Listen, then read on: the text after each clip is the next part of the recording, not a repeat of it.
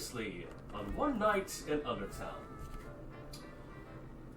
It's been a strange night for such stories to kick off, but kick off they must indeed, for a team of adventurous individuals who finally managed to meet up for a very particular, let's just go ahead and call it a heist, as we were met with various individuals, such as Lola de la Maravillas, our enchantress extraordinaire, Puddle, a legendary pirate of some potential renown, and mysterious swordswoman who seems to flash with brilliance.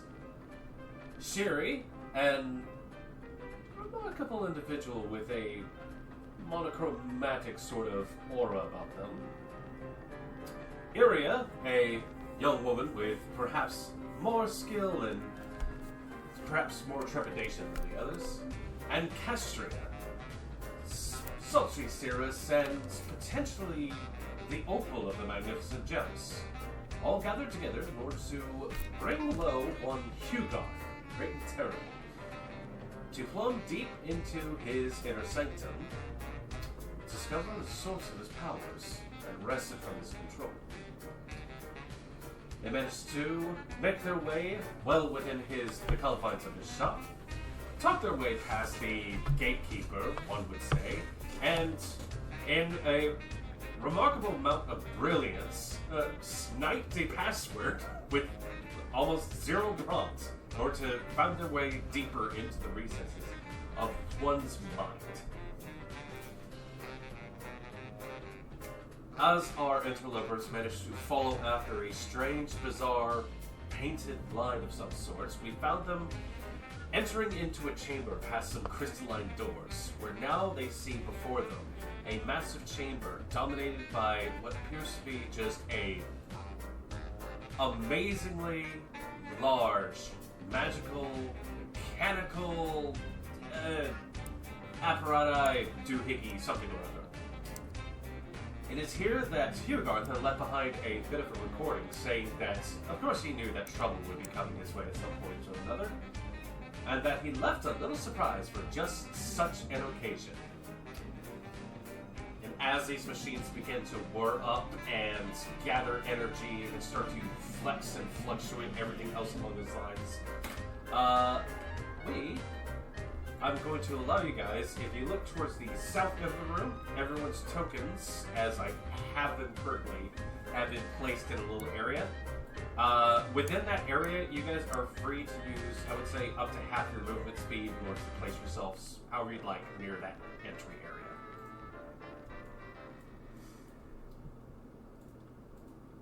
And as this energy starts to fluctuate, this sort of strange pulsing arcs of what look to be like magical lightning flickering around everything else along those lines. The crystals that you see before you on these platforms, everything else along those lines, begin to glow and emanate with a sort of strange arcane light to them. And as they do so, there's this jolt, and suddenly these forms start to emerge from the crystals themselves as these various forms plop out and begin to take shape. As what look to be sort of these beings of residue and strange make and material start to form out of this energetic globs of such, and they begin to form up into sort of these medium-sized creatures. With that being said, everything looks like we have set. If everyone has placed themselves where they'd like to go, then we shall get started. Lily, I'm pretty sure you're aware at this point. Yes, you do have a smaller token because I believe you're still in your fairy form. So, I have you at a appropriate size there. So, with that being said... Am I allowed to do something real quick before the fight starts?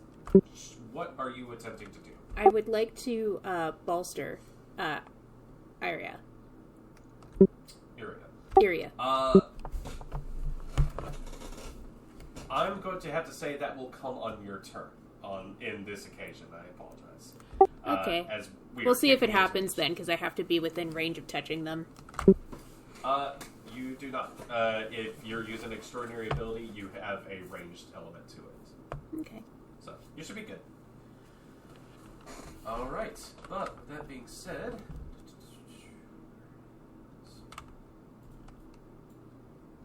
Alrighty. Just so we're aware, that's that sort of strange walkway that you are standing on, area, it looks like it is also slickened with the sort of like the pool that sits beneath this sort of like stonish marble platform that you're running up to. So okay, so it's not like a walkway bridge. No, that. There are basically like two stairways that, as you were coming up to it, are you intending to go up or down?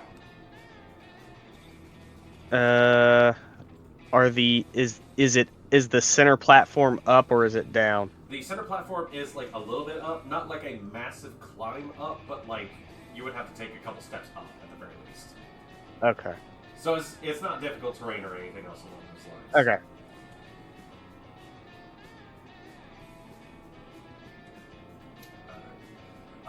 But with that being said, we're going to go ahead and begin. And it turns out, Iria, you are indeed first in initiative order. Okay. So to do teleport, I have to roll. Yes, indeed. Unless you have something specific to give you an advantage on that, then yes, you do need to roll.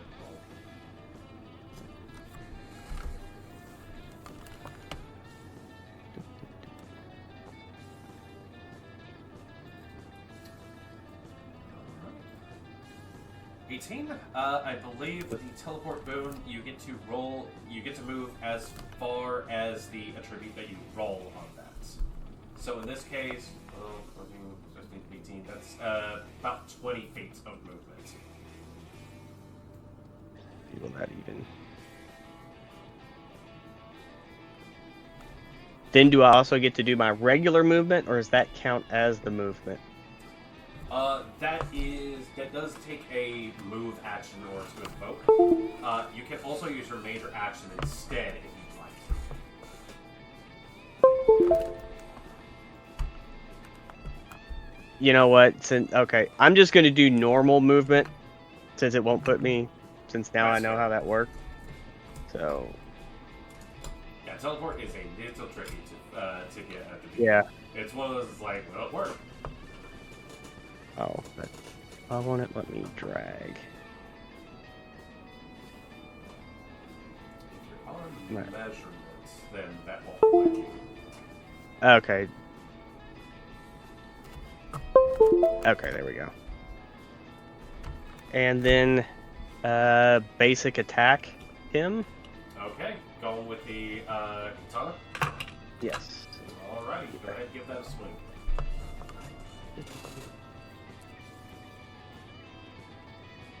Now I'm using both hands on it. Do I get it? What is it?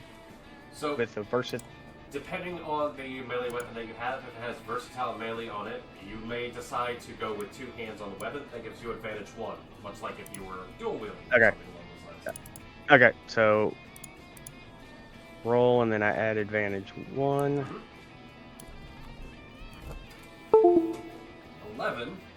As you go and strike forward, unfortunately the swing goes a little bit wide as this thing sees you approaching.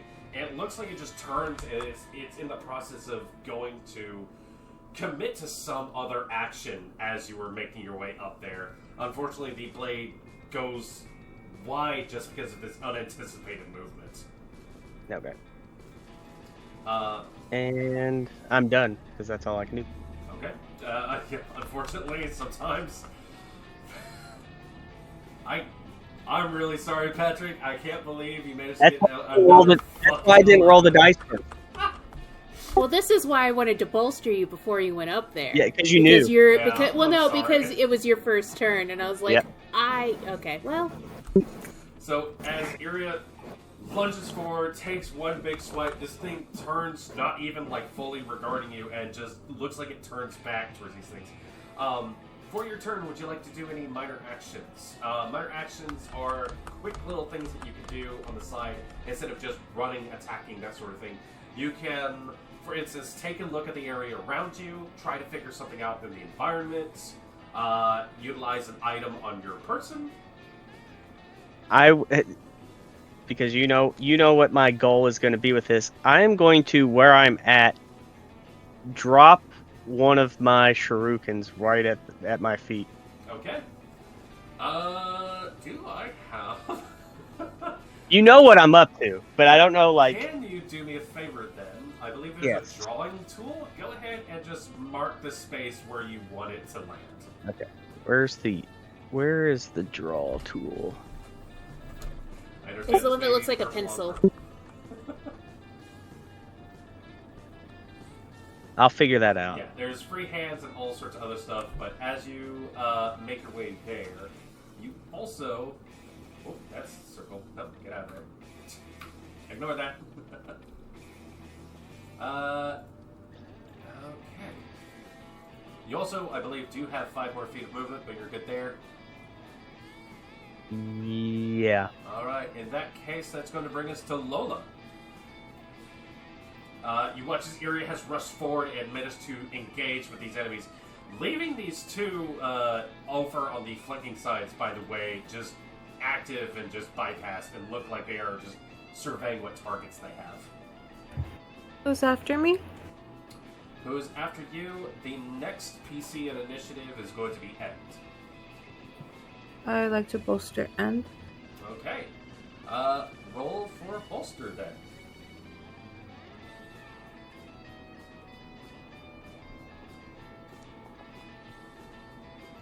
Fortune of 5 with attribute 3. That is going to give you the maximum result on that. Pick an attribute for End. In this case, such as like agility or might. What do you think they might be using in this case? I'm gonna go. I'm looking at you. I don't know. I don't know what your character can do. I'll go with might. Okay. As that takes place, Lola, you reach back. How does this magic appear as you go to bolster End?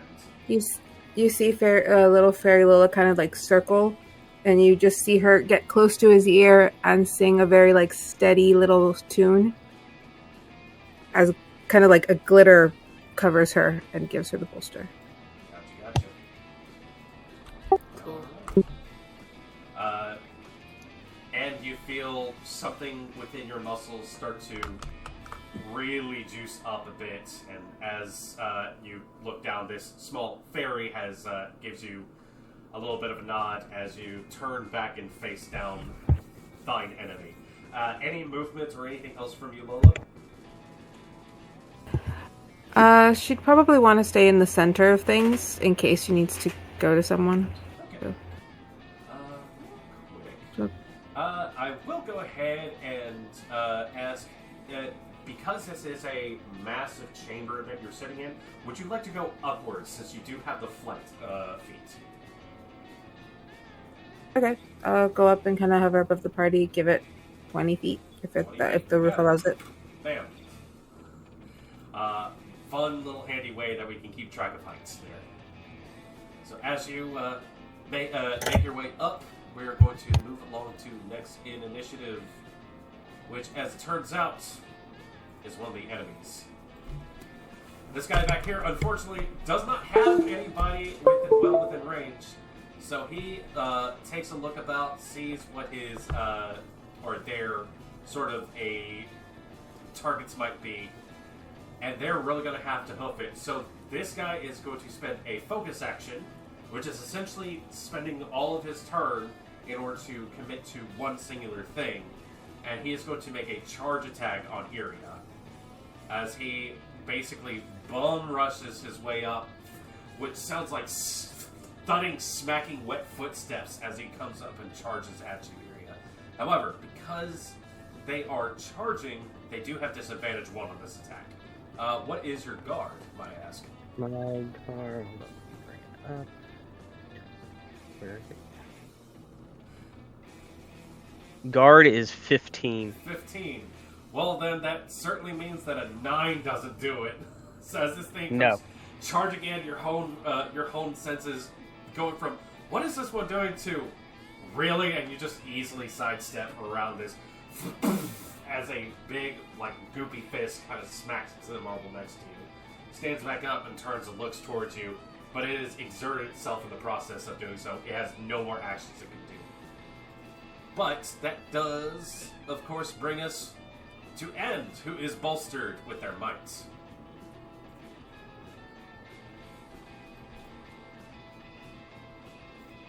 Alright, see if I can understand. I would like to use a minor action for perception. Sure. To see if any one of these is like getting ready to go up next or something, like a 4. That's a fair... That makes sense. You know what? Even with a 4, trying to get an idea of like who's going to move next, despite the fact that it's a 4, I'm going to give you a little bit of a deal here, and this guy right here looks like it's going to be going next. You don't know what action they're going to take, but they're definitely up next. Little weird meta sort of thing to do, but you know what? We roll with it. Alright, cool. And then, seeing this, I don't know enough about these things. I will be using my alteration to... Oh my god, I just sat it in front of me. They scrolled by accident. Oh, here we go. To attempt to immobilize them. Bane. With alteration. Okay. That's really interesting. Alright, yeah. That's a Bane attack. Go ahead and roll it. And what is that targeting, by the way? The one that was going up next. The one on the defense is. It goes against... This should tell me right here. I just need guard, toughness, or resolve. Versus guard. Gotcha. Okay. And then roll it. You're well within range of that. 16. As this attack fires up, how does this appear to everyone else as you make this sort of immobilizing attempt happen? As it feels like kind of reach out a hand and it just starts pulsing from my fingertips all the way to the floor, kind of like a repeated pattern, just accelerating until the floor underneath them lights up and you see just these chains come out from the ground, attempt to restrain them, hold them down. As this pulse emits from you, the floor itself seems to like vibrate and intensify with this action, and this energy through the floor in front of you disappears on the pull for a bit, and then of course these bright luminous chains just snatch itself around this creature. Despite the fact that it looks like it shouldn't be too solid, this does keep it in place as this attempt works. It is immobilized. As that thing sits there and tries to figure out what exactly has happened, it wasn't exactly the most subtle of sort of magics, but it does have an idea of what's taking place at that point. Any movement or minor actions from you, End? Moving. This is a bridge, right? This little purple Yes. thing, or okay. I'll just move up a little bit more. No. How do I move? Make sure you're not on the measure thing. Yeah. Oh, you right. want the selecting square. Right. Token control. Yeah. How do I? We're learning Foundry, guys. Yeah, apparently I don't have permissions to do the draw tool. That's really weird. Okay. Because there's no pencil icon. Click and hold on the space you'd like to leave it in. I guess. I'll have to figure out what's going on with the drawing. Okay. I just move up, take a defensive pose for now, Okay. and that'll be it. What weapons do you have on you, by the way, and I'm curious? I have a shield in one hand and a katana at the moment, still undrawn on my hip at the moment. Got it. Okay.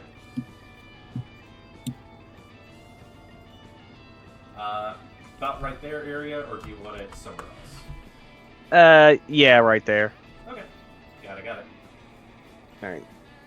Alrighty. I have lost track of where the combat tracker has gone, and now we have a dearth of bits between our PCs being able to act as a few of the extra guys go. As stated before, this guy right here has just been immobilized. He's not able to make any movements from his space, and the fact that he's immobilized does not make him very happy about that. So he's going to roll to see if he can resist this bane that's been applied to him. And unfortunately for him, so, banes, whenever it is your turn, you're free to try to resist banes as they are applied to you. Normally you do a d20 roll. If you get a 10 or higher, you're able to shake it off. In this case, however, I believe immobile would still use his movement action in order to do so, and he just rolled a 3, so he has not broken out of it. He can spend more actions on it, however, to try to get this to work. So he's going to give it another shot. But this is going to take his main action. With a 10, he manages to spend so much energy and effort trying to break his way out of it. It is as if he has wasted his entire turn in order to get out. He does manage to shake it off, breaks through these chains, but the only thing that he can do is maybe move 15 feet at one point. So he's going to spend that just to look at whoever did that to him and just kind of just come running your way. But he cannot make it the entire way. He does nothing else this turn. Area in front of you, that one that you took a swipe at, as it turns, it starts to this one, and this one all turn, look towards each other, and basically go and leap into a sort of a tackle into each other. It is technically leaving your space, so feel free to make an opportunity attack. Oh, I will. We'll see if you can stop whatever they're about to do. Hopefully. Alright, so...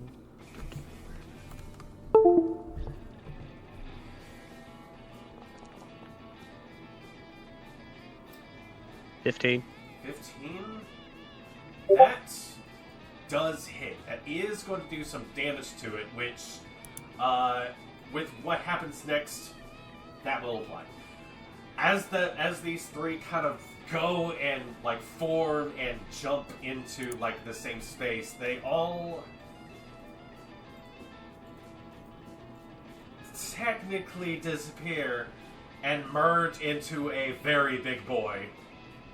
As we get to this guy's turn, he turns about. Now, as this thing rises up and stands there, it seems to have taken all of that time in order to form into this mass. And indeed, I will go ahead and let you know, it does seem that that damage has transferred to this thing. Non-negated, non-reduced. Okay. So you, even without having to do a check or anything like that, you still have done some damage to this thing. Okay. But, as that is another focus action, that does spend its turn. This one up here, also same things happen. Threat assessment, everything else along those lines, is going to... has two people in range. Area... headed... odds or evens? Odds. It rolls a 2, it's going to come your way. As it does so, it basically comes running up. This one has not charged or anything else along those lines. But it's still a very obvious sort of like creature coming, meandering your way. Jesus Christ, my guys. But somehow has rolled even worse than everyone that has come before him with an 8. With that being said, he's not going to take any minor actions except this thing just kind of like glorps and shifts and moves its way over and just kind of like takes up a weird flanking stance with you. We don't have really big flanking rules here, don't worry. That's going to end its turn. Puddle, that brings us to you.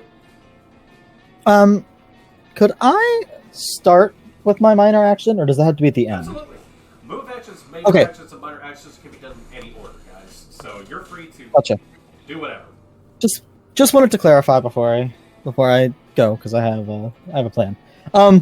Can I take a minor action to take a peek and see how far of a fall it is from that little guy next to End down into the puddle beneath it? To the pool? Yeah. I will be real with you. It is maybe like, as I said before, it's not a major climb up, so it's not a significant drop, like 5 feet or so. And with that same check, do I get a better idea of what that liquid might be? Is that water? Is that...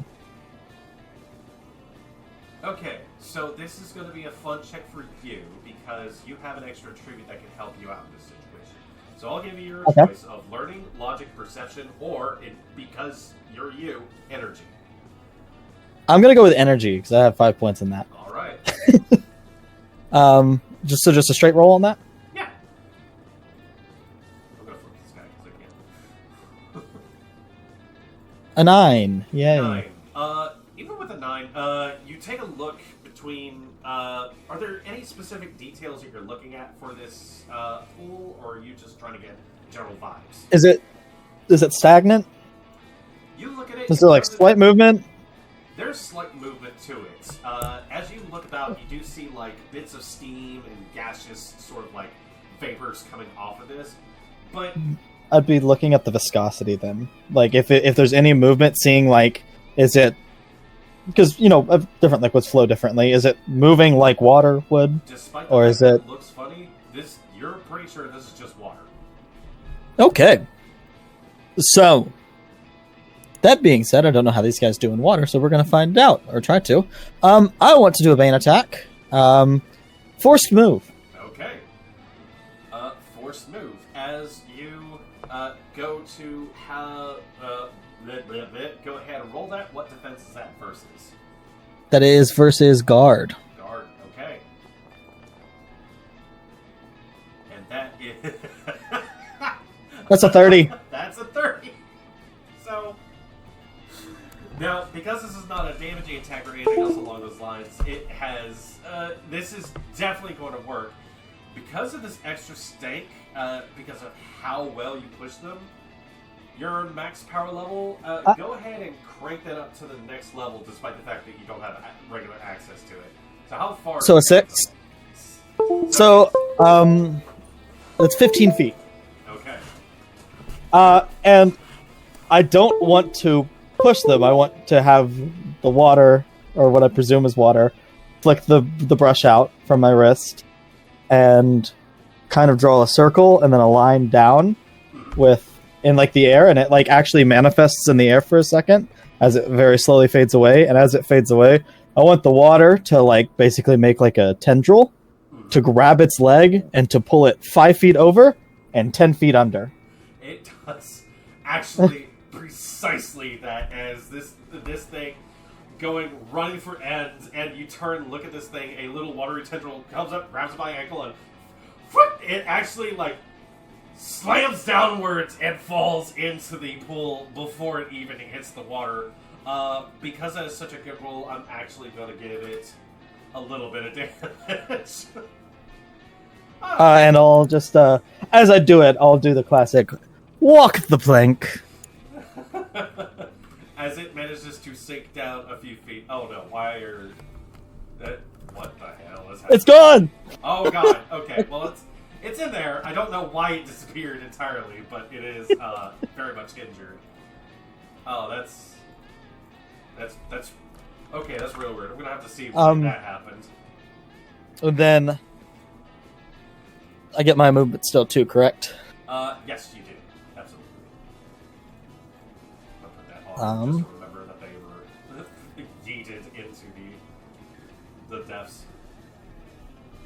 Oh, so that was 15 feet to there, and then I'll go up next to End. All right. You And just do like a very coy little, just a little, Gotcha. as I glide up next to her. All right. Seems like everyone's moving on up here, and that is going to be the end of your turn. That brings us to our last strange Arcano fighter, as it is so far in the back it cannot do much of anything. But it does see its buddy go down, and basically, hedging its bets, moves to entertain the multitude of threats that are going this way. Ignores Eerie in the process and just charges forward. That brings us to Shiri.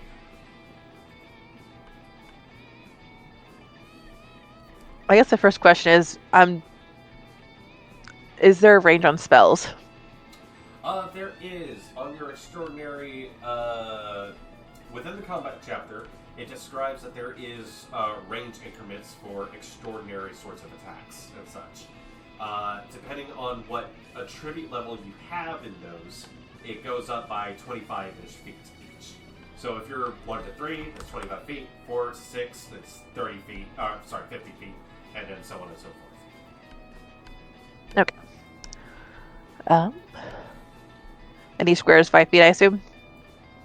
Yes, every square is 5 feet.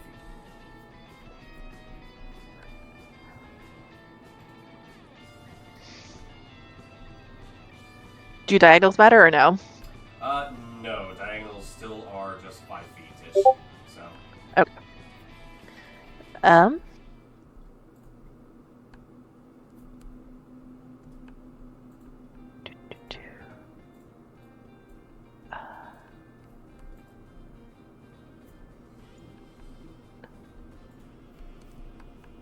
Sorry, I'm trying to find the rules and stuff and make sure I know what I'm doing. What exactly? Is there any idea of what you'd like to do, or? I was hoping to cast Darkness on the big one, but I don't think that's gonna make it. So. On the big one, let's see. So you are, to its closest quarter to you, that is 50 feet. The attribute that you want to use, that would make it. So, darkness, depending on how well you roll on the boon, is basically 5 feet per power level. So, that would absolutely work. Alrighty, here we go. Dun dun dun. Go for it. Dun dun dun.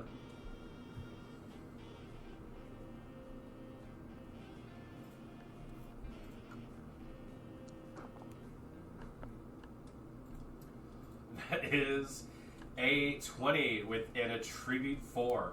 As you go, and how does this magic appear as you go to invoke this darkness, might I ask?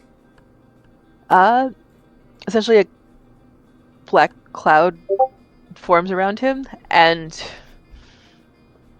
no matter how, even though he tries to move his head away from it, it seems to go around him, and he's just unable to use his eyes. Got it. You can get up to a 20-foot radius from that spot, by the way. How big do you want to make it? Let's go full 20 feet, but I assume I have to keep that up as well, too, right? That is a sustained persist boon, yes. So, okay. As you go and throw this in, Ira, you look at all these enemies surrounding you, and then just a sphere of darkness appears in your area. Little difficult to see it at that moment, but it's fine. I've made the same move multiple times. As that area blankets this space and shadow, Ira, you have enough of a tactical know-how to know where these creatures might still be in this area. So it's not like, oh no, I've forgotten everything within the last 2 seconds. What happened? Yeah, it's just, well, I'm blind. You The hear darkness very is confused the room. from inside. Anything else from you, Shiri? I think it was his still for now, and Okay. try not to mess anything up. Yeah, no worries. You are currently sustaining on darkness. But as you sit back and admire your handiwork, we move on to Castria. Okay. Well, there is a lot going on. I'm going to have to at least try and use... Is it a minor action to resist demoralized? Oh, demoralized. I guess you were still dealing with that. Mm-hmm. I Is it a believe full it action or a is. minor action? Minor action? Demoralized to resist it is a minor action. And that's just a d20, right? That Gotta is roll a 10. D20. You were aiming for 10 at least.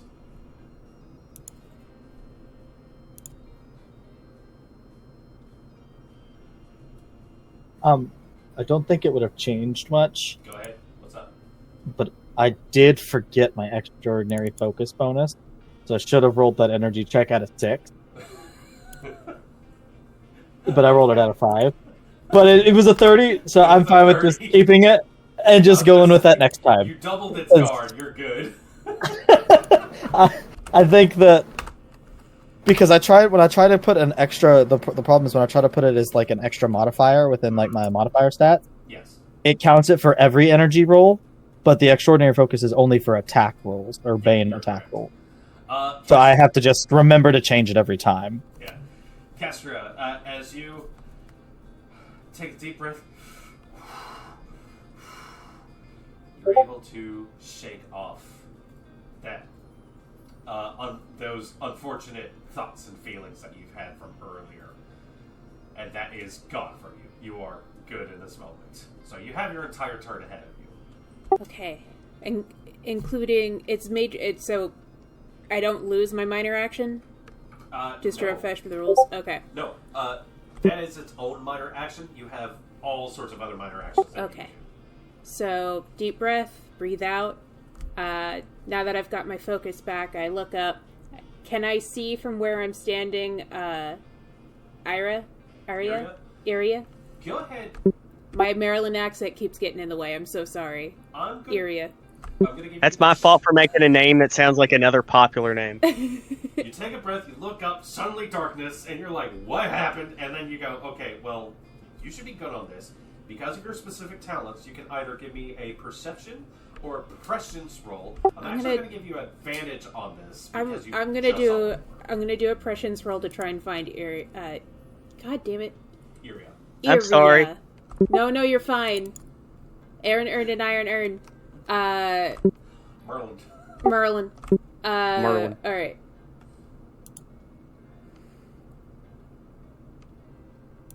And advantage 1.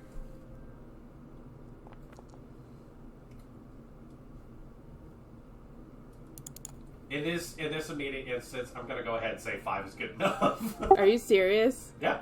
Okay. I'll take it. Yeah. That's a presence, by the way. Oh, well, let me do That's that the with wrong prescience. attribute. No, that's Please the wrong. roll the Let me roll the correct correct attribute. I'm sorry. Dyslexia. I'm the one who played this game for 6 years. Okay. I was going to give, like, disadvantage on the following. Just be like, hey, see you. Alright, that's better. Okay, that's much better. With a 17, yes, you do manage to like ping Aria's like confusion in all the midst of the darkness that has imprisoned her. And then just as a thank you for her concern earlier, she pulls the star card from her deck and just tosses it in the direction where I believe she is. Hopefully it'll stick to her back, and then I will bolster her as my main action. Go for that bolster. And do you use agility as your main attack? Yes. Looks like she's a very agile sort. A 20. Am I muted? Am I an idiot? It looks like that's going to work with a 21. You see coming through the darkness without it being visible. You're like your free hand quickly goes out and snatches what feels like a card out of the air. You hold it in front of you, and this sort of like, I would say this like shining light glimmers for a brief moment before it just fades away. You are bolstered, and that goes to your agility. And can I use my minor action to take a look and see if there's any way I can, because these oozes or these, like, weird, gloopy people seem to be generating from something. I want to look and see if there's a way to interfere with that. Go ahead and give me either perception or logic. Or... Can I do my precog with that? Unfortunately, precognition, I believe, takes a full minute. Oh, okay. No, I don't have time then. And we've already done a prescience roll earlier. Yeah, that's true. Okay, so I'll do a logic. It doesn't matter, they're all 0.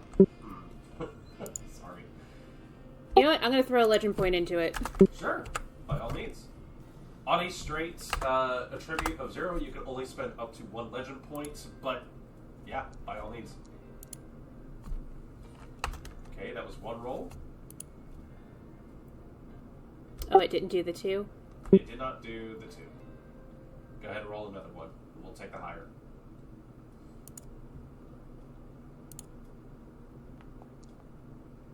Well, I guess that's that. 6. With a 6, there's very clearly, like, machinery within the room that seems to be generating these strange, like, soldiers of some sort. As a matter of fact... Can I take success with a twist? I'm giving you success okay, with cool. a twist.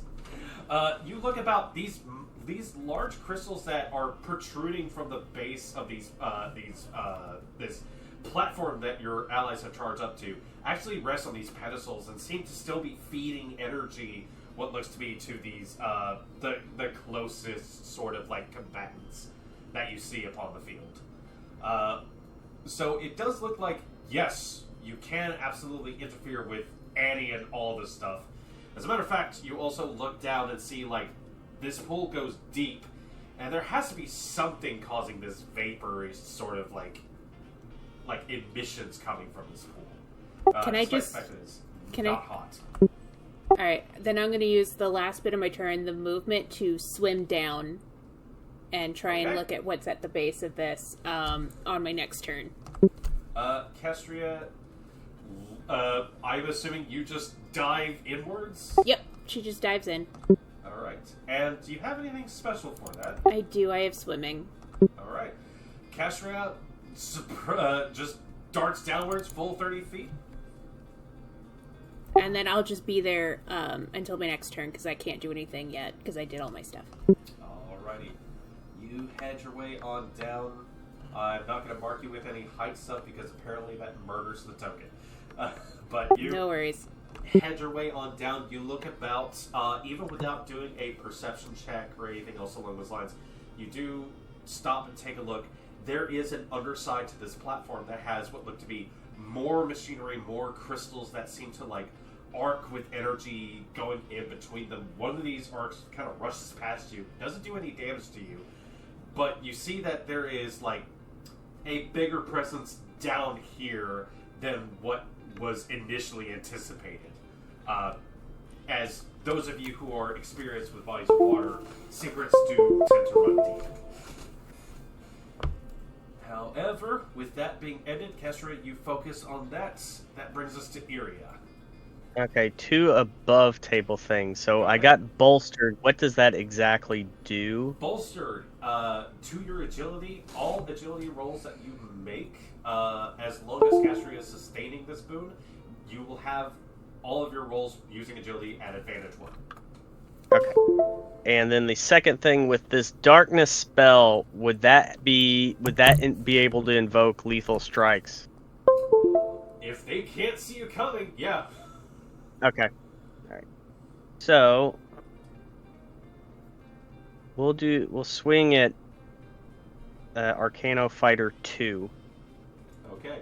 You do recall that they were just there right as the darkness fell. I'm not going to make you, like, pick the space in this case. So, go ahead and take a swing at it with Lethal Strike. That has advantage 1, I believe. That has advantage... Wait. Oh, hold on. Oh, we gotta Because do full math. Yeah, well, because I thought if every time I hit advantage 1, it would add one more to it. Yeah, sorry, So. that just gives you the blanket. Okay. One. Okay, so I get 1 from Yeah. Boaster, 1 because I'm using Versatile, Yeah. and then 1 for Lethal Strike, so that's a 3 advantage. Yep. Advantage 3 altogether. So as you turn back and swing.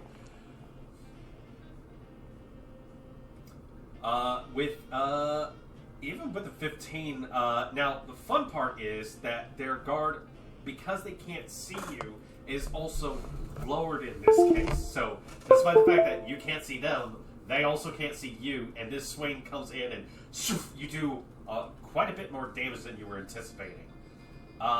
With that, we are going to say they also suffer a bit of lethal damage from that strike. And you definitely feel this swing find purchase. Any movement, minor actions from you? I will move. Well, if I teleport that as my movement, that doesn't invoke opportunity attacks, correct? That is correct, I believe. Hold on just a second. I know if I actually moved. Yeah. I'm... Yes. You also know that if you were just to normal move, if they were to take a swing at you, they'd be suffering disadvantages on their own hand just to try to hit you. Okay. Well, I'm going to teleport to Okay. eliminate that. Got it. I don't have any advantage. Oh, jeez. With a 31, with your full attribute 5, that gives you like 25 feet of move space wherever you'd like to. Just because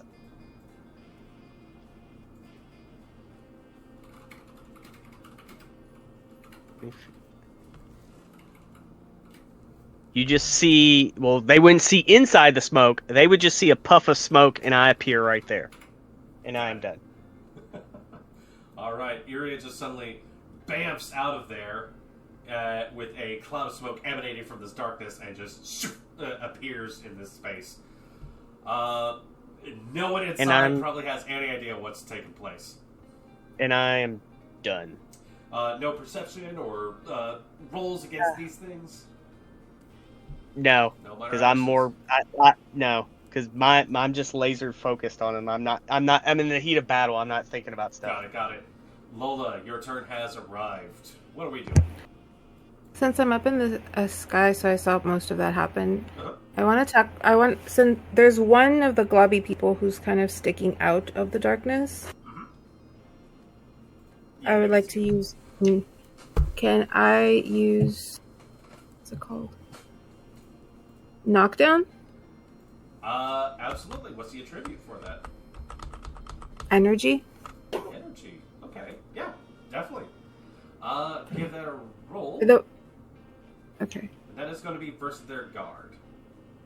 So, just a regular roll? Mm-hmm. Although I'm probably, because they haven't... I already did it. Yeah, no worries.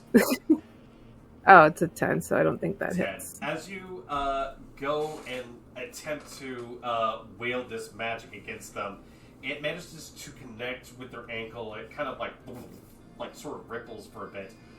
They turn back and look around. They still have no idea where that came from, but as they're momentarily distracted by this attempt.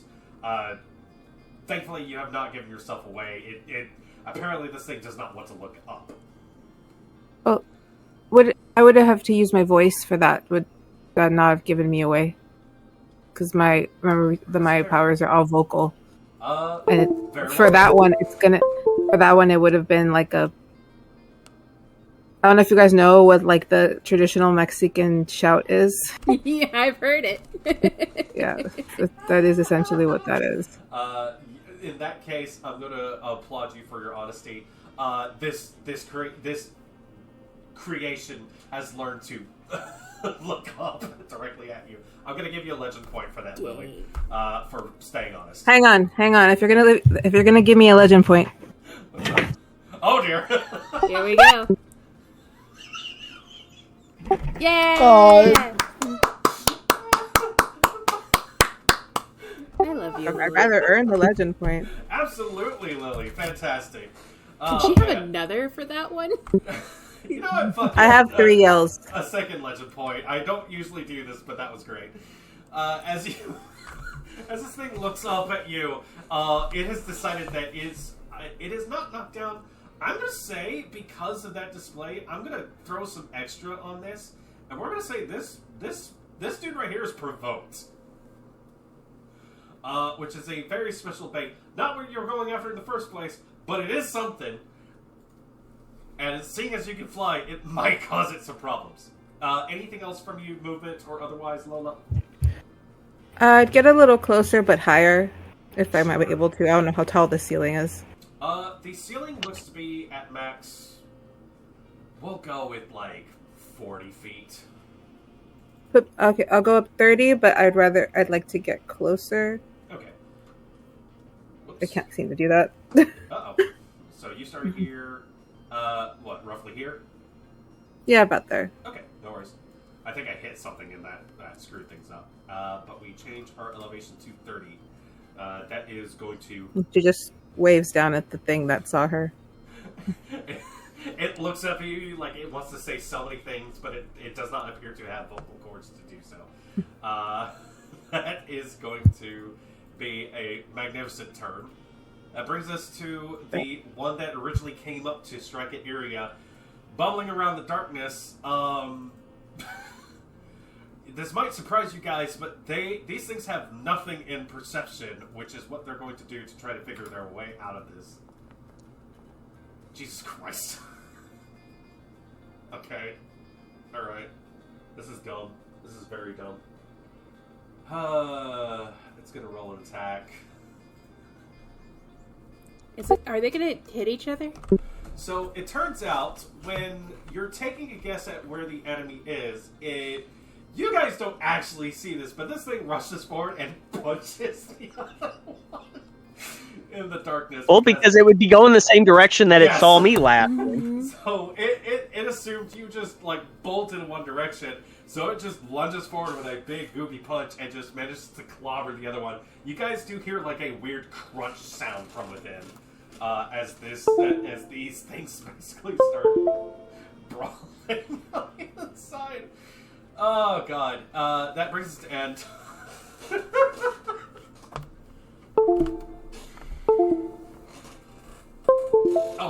Charles, to answer your question earlier, yes, you may break up your movement. Yeah, cool.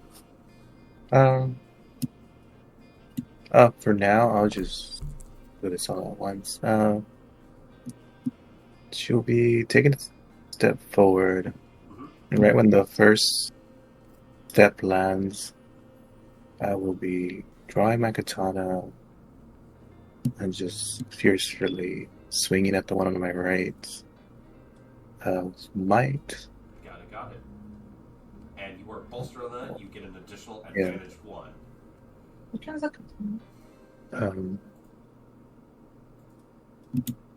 My roll advantage 1. Oh damn. Oh my sweet goodness. Oh, that was a lot of dice.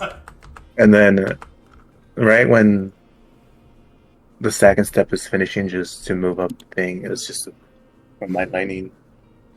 What was it called?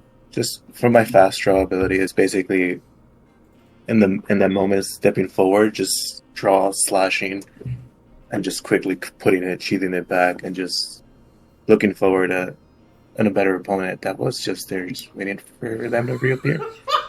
And that'll be it. And steps forward, looks at this thing, open its guard. Now, its guard hasn't been lowered by the fact that it's been provoked, but Anne just steps forward, one quick draw, upward strike, turns, sheathes the sword back in, and this being that that takes this slash. Normally, I'd say, what else do you apply to this thing?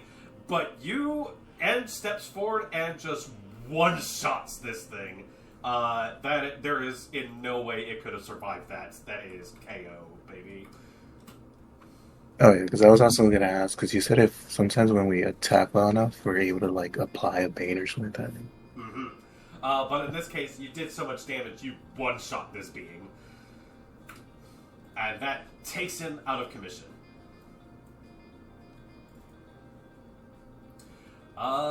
Is there anything else you want to do in this turn, minor action, movement, or otherwise? No, she'll just stand there waiting for the big one. And amazing badass just steps forward 5 feet, shoof, sees it, looks around. Where's the next target? It's just gone. All right, that is quite the turn that just took place there. We move on. Mr. Blubs down here, 10 feet down into the pool, is going to spend some time reorienting itself and starts coming back up for air, so to speak. It is going to make a perception roll on To something. see me. Yeah. I knew it. Swim deeper. I was going to ask you to, like, roll something for me, but I don't think you can get lower than a 2. So No. it spends its movement coming back up, and as it does so, Puddle and Castria and pretty much anyone that's next to the edge of that platform, and basically everyone, you see those stairs that connected up to the platform go and like shift down into the pool. Castria, you see it comes down and like connects to like a lower ring within here. And this thing kind of goes to the stairs, and the stairs brings it back up, and as it starts looking around, like, what exactly is going on up here? Completely does not notice Castria, but it has just enough movement speed in order to get at one of you two. So I'm going to ask Shiri if you want to play this game. Odds or evens? I'm gonna say odds. It's going to turn and go after Puddle. It knows what happened. Puddle, you hear that, like this thing just come back up like, you. Steps forward with the remainder of its natural movement and is going to try to take a swing at you. It doesn't have anything else to like help out with that situation. What is your guard, might I ask, Puddle? 15. 15. It manages to surpass your guard and deals a blow to you. You're going to take 3 points of damage from its roll of 17. Oh no. Yeah. I'm dead. Oh no! I'm Guys! Our legendary pirate is dead! No, you're good. You see this thing comes up, smack. There's this sort of like weird tingly sensation that comes from this strike as it like lays into you, but that kind of weird numbness fades quickly. But it does end its turn there. Quick question on it. Yeah. Is the water sticking to it? Like, is it wet, or is it just like, because I know some things are like completely like waterproof, where the water just kind of slides off. Is it still wet? This is technically off your turn, but I don't mind it. Go ahead and give me a perception roll. Okay, so I could have saved it for my turn. I was just kind of personal curiosity. Since Perception? this is a reactionary thing, we're going to keep it to perception. Yeah. With it, you are versed in liquids and viscosities and that sort of thing. The water seems to be coming off of it. This is not the same make as what's beneath, but there is tinges of the same coloration and such. So there is some connection between that, but not so much as in like, oh, this thing, if it's got the water, it would contaminate everything, and then you're dealing with like a massive sort of like weird slug wave. Oh, I already tried that without questioning that at first, though. Yeah, no worries. But this thing is basically standing there, just starting to menace you, like fist raised. The big guy is trapped within a sphere of darkness. I did not anticipate darkness being used in this combat, and I am paying the price. But with that, it does kind of have an idea of what's going on, and it's going to... Yep, it's going to... Oh, wait, it has disadvantages to this. I'm just going to factor that into the roll. It doesn't know exactly what's happening, so I'm going to roll a d8, and it's going to... Area, I swear to God. I'm so sorry. All right. But it is going to move in this direction. As it does so, it does kind of take a look around. As it kind of comes in, stands in your space, looks down at you, and it is, for lack of a better target, going to take a swing. This big thing brings up a big, sort of like goopy fist, and that's going to be a 29 to hit you for your guard. Yeah, yes, that hits. Oh dear. Now, this thing is going to deal, your guard is, I believe, 15? Yes. That is going to deal 14 points of damage to you. In open legend, I'm down. You can take that damage if you want to, or, in this case, you can try to Hey, use hold a on. special Hold on. interrupt action. Hold on, wait. This wouldn't be a fortified action roll of it, is it? Or a fortitude action roll? Well, that depends. If you were attempting to defend against this in some way, how would Iria... Well, because I have this resilient perk. Really? I didn't know if this would kick in there. You can automatically succeed a fortitude act. This would not be an action roll. Okay. Unless you wanted to make your defend to basically weather the blow. Yeah. I want to try to block it. Okay. Unfortunately, resilient is not going to help you here. I'm not going to knock you on that. Okay. No, I didn't know. Yeah. Yeah. Reading over it, it was like, oh, this will not help you in this situation. Essentially, if you want to replace your guard with that, you can try to do, say, an agility roll or a might roll or something along those lines, or to replace your guard with a higher roll. You are bolstered to your agility, so you may have. I am going to do the agility roll. Okay. Go ahead and roll for that then. And then I have the +1 advantage. You have advantage 1 to your agility rolls as this thing comes sliding in. Defend rolls, by the way, guys, are a special reaction you can do in case a big amount of damage is coming your way. You can attempt to negate or reduce that damage by replacing your appropriate defense with an appropriate tribute. Seeing something real quick. No worries. Whenever you do use a defend action, however, it does eat your next turn's major action. So just keep that in mind.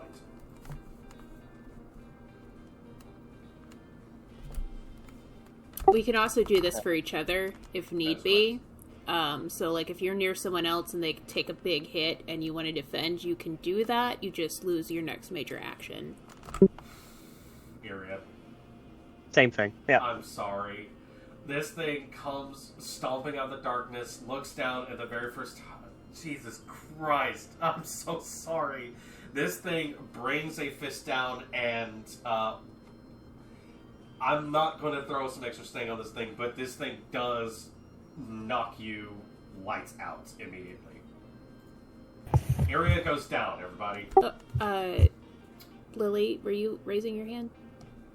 I just had a above table question since you mentioned that we can do these things for each other. Yes. What do you mean by that?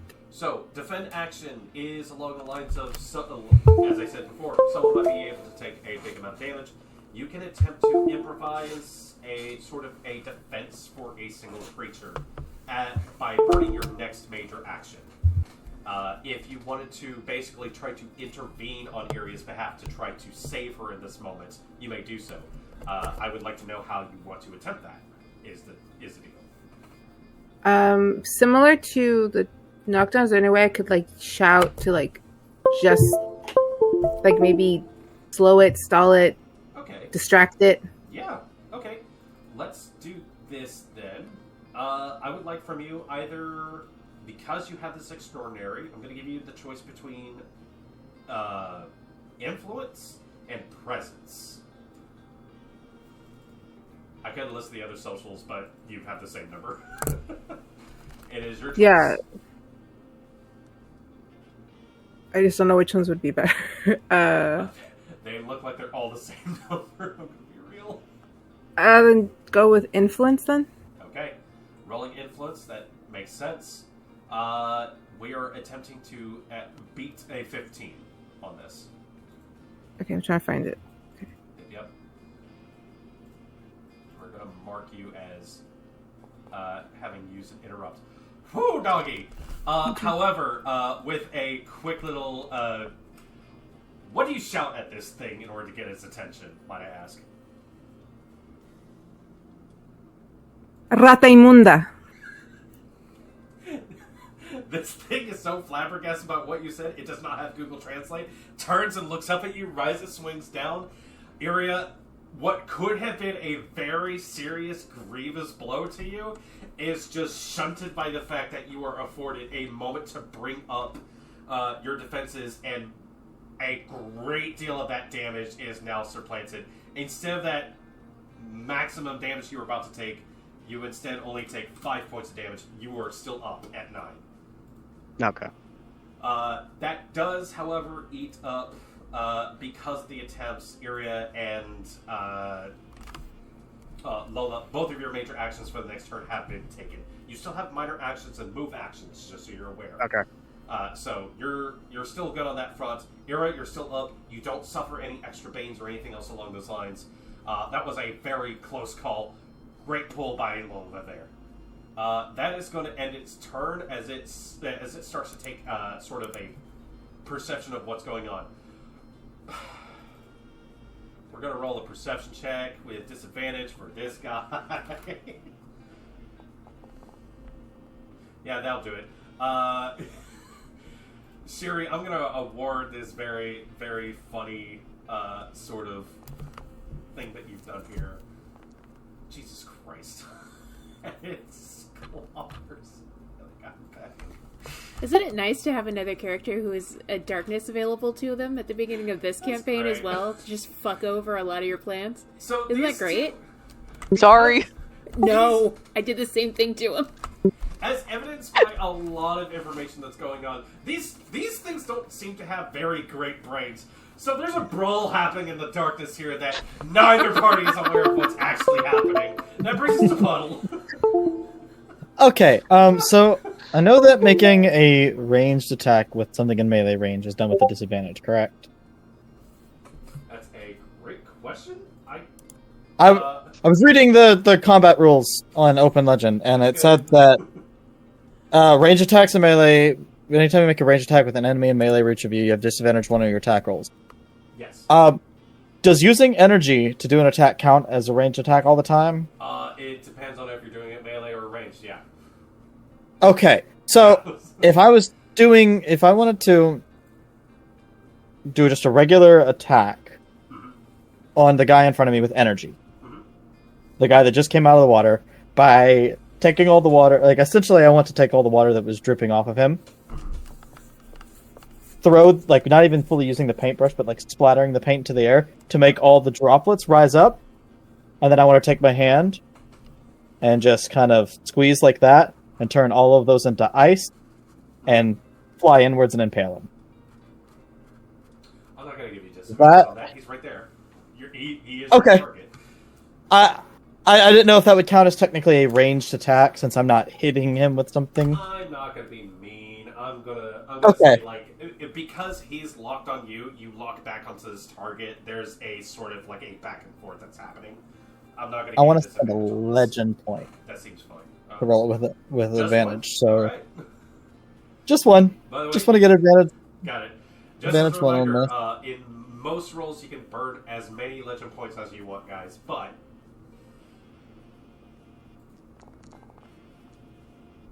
ooh, 18 on this thing. I'm assuming this is going to be versus its guard. Yeah, this this thing is energy. strikes into it. This boy does take a fair amount of damage as it kind of you see these little holes open up in it, and it starts to start to close up a bit. Go ahead. And any other minor actions you'd like to do, movement, that sort of thing. Just FYI, it may do opportunity attacks. That's fine. Minor act. I'm gonna do something stupid. Minor action. Yep. I want to take the mask that is currently down around my neck. Okay. I'm gonna lift it up. Okay. and I'm going to do a wave off, and I'm going to jump into the water. All right, you are going to go And in. swim under 10 feet. Okay. It is going to try to take a swing after you as you go to move out of its space. You do not have something that negates that. Jesus. But a 9's not going to do a damn thing as you... Woo! Au revoir! And it's not even like a full jump. It's like the wave and then just fall back into the water into like a dive. And then just 10 feet under. So that would be 10 feet of my movement. Got it. And then so that would take me to... I can't actually move myself there, but I want to fall where... Like, right there for now. 10 feet under, so that's 15 feet. Gotcha. And then 5, 10, 15. I want to go to right there and just be 10 feet under the water. Got Just- it. Just hanging out. A little tiny bit of misdirection. You looking down, you're used to situations like this. You look over at see Castria also swimming along there in the deep. If she does see me, can I point at what I'm trying to investigate as well? Just that they're aware? Go ahead and give me... This is going to be an interesting roll for you. Puddle, please give me a learning roll with advantage. Oh. I know learning's not your usual thing, but again, very similar circumstances you've been in. You're able to get the gestures. You've done underwater nonverbal communication before. As Castria begins to point out all the stuff, you kind of get a good gist of what's going on. And what all is it that I exactly am getting adjusted? That's important. Break it. I'll nod to you. And I'll like gesture to myself. And then down. And then you. Up. Affirmative. And just to give you a heads up, I don't have an underlayer for this, but you can assume that a very similar big crystal sort of thing is going on down here. Okay. So if I would have gotten that information, I wouldn't have swam 15 feet to the side if I would have gotten that information as I fell in. Mm-hmm. Instead of going 10 feet down, can I just go as far towards it as I can? So I would have 25 feet of swim speed, and I have just because I remember, and I want to make sure I get my my bonus out of it. I have the swimming feet, so I don't do this at half speed, and I don't have to roll, correct? That is correct. You don't have to roll for it. Okay. This is not a So I'm rough just- situation. This I is also have very the gentle swimming, water. so it's all good. Oh, nice! It's... So, like, it doesn't look like someone... For you to see this, it doesn't look like someone that's just experienced in water. It looks like all my movements look so much more natural. Like... The funny thing is, you might notice the same thing about Castria. This is someone whose entire life was born and raised inside of water. Not just someone who has lived near water and swam a lot. Like, You are water, water Oh. is you. yes. And to the point, too, where the extraordinary... Like, normally I have, like, this water that's kind of, like, always dripping and floating around me. It almost seems that the current is just perfect hair. Just perfectly flowing behind me, looking just fucking killer. Just taking notes for your art, that's all. And yeah. Oh, like, not even like struggling. It doesn't even look like I'm putting any effort. It's almost like the water itself is moving me along rather than me swimming in the water. Nice. That is, I think, all I can do, unless I can do. There's another minor action. An action-packed turn from you as Because I did a learning roll with it. Sorry. I will also, now that I'm underwater, Trident is unsheathed. Got it. As I waved, I would have waved like that, and as I went down, the paintbrush would have slid down the sleeve. Mhm. And as soon as I land in, Trident out, both hands swimming downwards. Got it. As you swim down there, new plan forming in your head. Shiri, that brings us to you. Alrighty. I'm going to stop casting darkness, and I'm going to cast heal on Iria. Tell me if I mispronounced that. Sure, absolutely. You can do heal. Are you sure you want to drop the darkness? Because you don't have to. Oh, I don't have to? No. Darkness is a sustained persist. Heal is instantaneous. You don't have to drop it for that. Okay, I'll do that then. Sweet. No worries. The more you know. The more... Alrighty. Do. And then Oh, go ahead. Sorry. I was just going to assume just normal roll.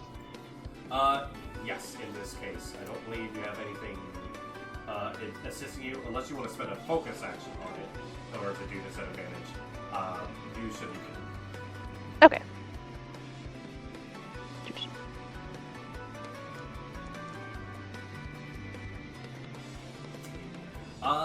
I am going to go ahead and give you the minor result for the minimum result for this heal. So that is going to be a D4 for this heal on here as you do so. Okay. Go ahead and roll that. Of course, if you do manage to get that 4, it explodes. Garrett, you heal 3 points of damage back to you. How does this magic look for you, Siri, as you cast this out at your ally? I guess just like a little whirlwind of light, and then some of the wounds are healed, but she's not quite sure what she's doing, so it does some healing, but not enough, obviously. So she's still trying to learn what she's doing, but she's trying. So like light brings up and then it's like static and then it like sparks out. So like a little bit happened, but not what you intended. Yes. She's still learning what she's doing. Area perhaps not exactly a sensation you're altogether familiar with, but a soothing breeze coasts its way past you, and you feel a little bit of rejuvenation come your way as it does so. Before we continue this chat, I'll get to you after this turn. Any other movements, or I have a minor action for you if you'd like, Shiri. What's the minor action? Can you give me a learning or logic or perception check of your choice as you kind of like look over this sort of endeavor? I will do perception. Okay. I rolled terrible. Hey, no worries. Looking at these things, they are not just blue. As you look further into it, you do see that there is actual, like, sort of like an imitation skeletal structure to these things that take place here. You're able to like make at your level an educated guess to go. You kind of get a sense of like how these things are supposed to be built. You've studied a bit in this sort of field. If you wanted to try to do something with that'd be for you for your next turn. Sounds good. Alright. Any movement or other things that you'd like to do? I think I'm good for now. Okay. Alrighty. That is, yes, Puddle, by the way. I didn't realize it because I was silly, but light can be used as a minor action, correct? That's a great question. Because I also realized it's probably going to be pretty dark the deeper down I go. It usually does say it if it's on the Um, roof itself. Light boom. is a minor action, yes. Okay, can I light Yeah, feel free as to a minor roll that. action? Okay. Now brings to Castria. Sorry, I didn't realize until after. Okay, You're all good. okay, that saved me. You get a 20-foot light on you from this invocation. Awesome. I just bioluminescence again. Just wanted to make sure I could see while I'm swimming. Although, I believe you may have been like maintaining that since before you got into this room anyways. You're good. I think I dropped it once we walked into the open area. I think I dropped it. Castria, what is the plan? So, Castria, now that she's passed on the information that big stuff underneath break to the person who can probably break it, she's gonna use her movement to go back up. I guess she'd pop up probably around here. Probably surface at like 10 feet, yeah. Yep. And then I'll look over at this goo boy, and I'll draw the Fool out of her deck, and I'm gonna try and demoralize him. Alright. Which one? The closest one? The closest one to me. Got it. Go. Wait, is the big one in my range? I believe it is. Okay, even from down here? Yeah. Okay, then I'll go after the big one then. So I'll draw the Fool and I'll throw it at him, and let's see if that works. Alrighty. Attempt to demoralize. Go ahead. Use your appropriate training. Let's see how that works out. Oh, yeah. And despite these things having a pretty good guard, as I stated before, they have very rudimentary brains to themselves that absolutely surpasses their resolve as it looks over towards you So it as just- this guard. Goes right into his forehead. And its feelings that it didn't even know it had are hurt. As it has no idea why, but it just feels worse about a situation. Demoralize affects this creature. It is going to be rolling with a, I believe, disadvantage 1 for every single roll it makes. And then, do I have any other movement left? You do. You have 20 feet left. I'm gonna kind of cozy up next to Shiri. Okay. And do I have any minor actions left? That's a great question.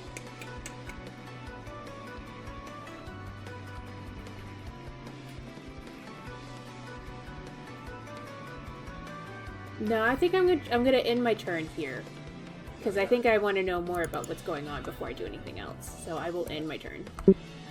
Talking, sharing information, other sorts of things. Are... Oh, that is a minor action. So yeah, I will tell Shiri,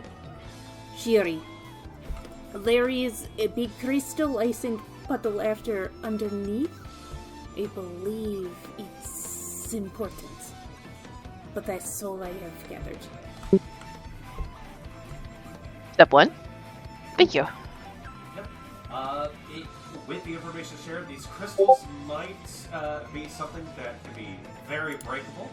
That brings us back to the top of the round. Iria, you are still up. You have used your major action to try to defend yourself, but you still have move and minor actions at your beck and call. For my movement, I am going to attempt to teleport again. Okay. Go for it. That'll get you to a space. How far? 5 feet? Is the minimum power level for this is a 3? Yeah.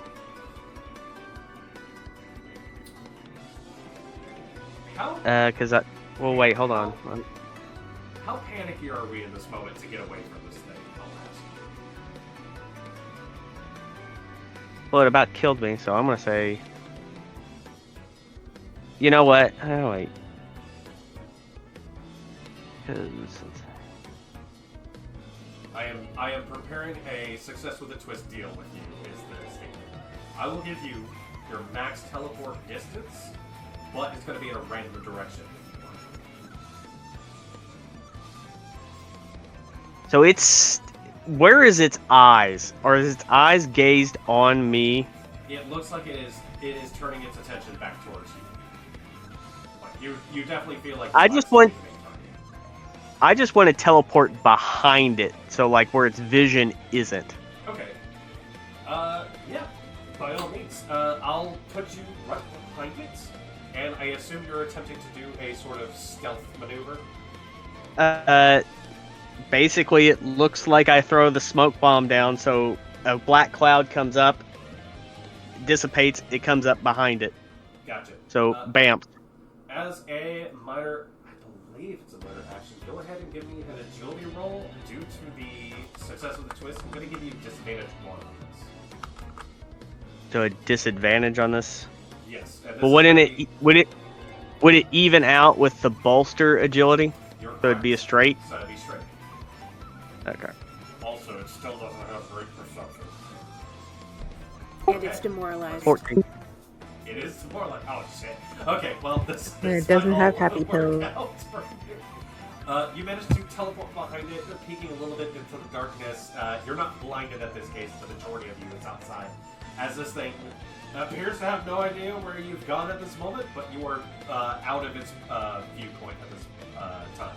Any minor actions you'd like to do? As a reminder, any items you'd like to interact with could be a minor action to pull out and utilize that sort of thing. No. Okay. That will move us on to Lola. Lola, you have also used your major action last turn. Yeah.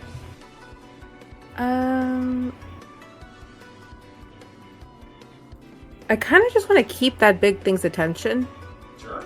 Talking's a minor action, so you can do that. Better. I believe invoking the provoked thing is also a minor action. If you really want to keep its attention.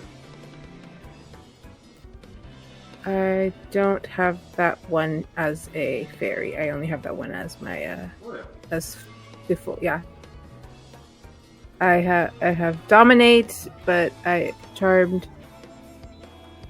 You can do provoked with just But- any attribute that's at least 4.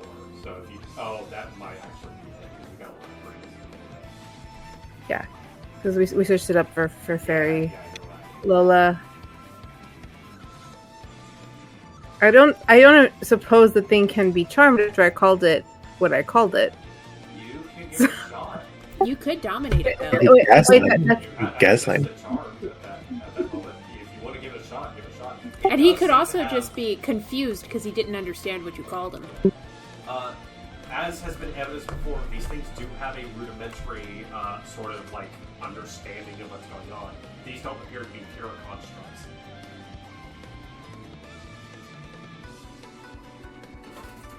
Okay. I think I'll stick to just kind of speaking instead of using one of the influences.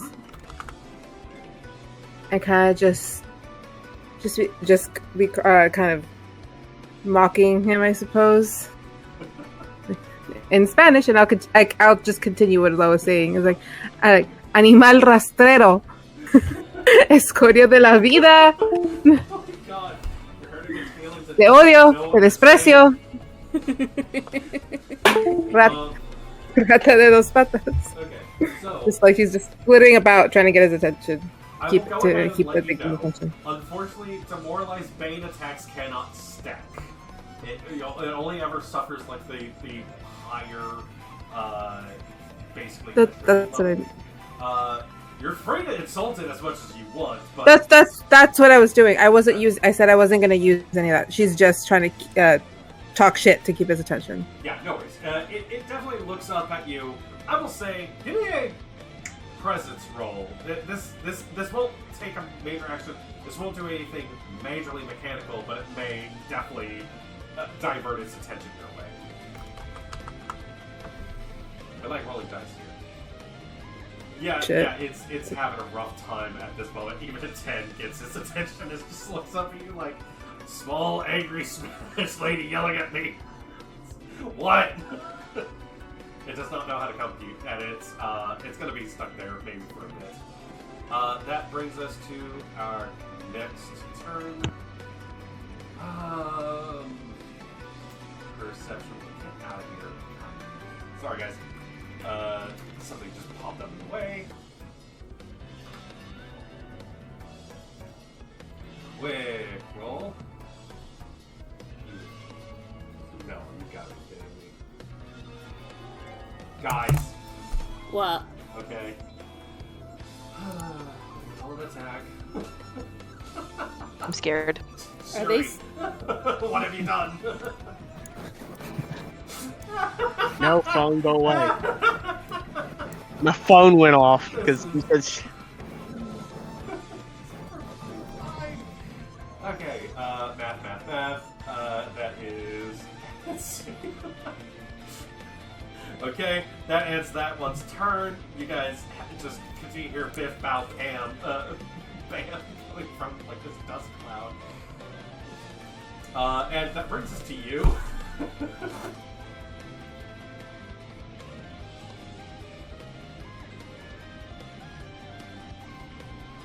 Alright.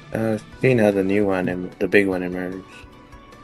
I'm gonna move this way, up towards it. And with shield in hand, it would be a knockdown bane. Okay. Does he get assistance since I'm distracting it real quick? Not necessarily, but she is bolstered in this attempt regardless, and with the shield being used, you get a further advantage one on this attack. Where's the advantage 2?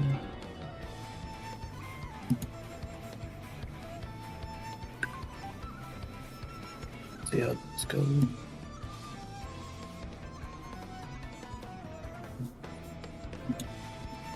As you come in for this swing, you bring the shield forward, and it just kind of looks down at just at the last moment, manages to block this strike coming in.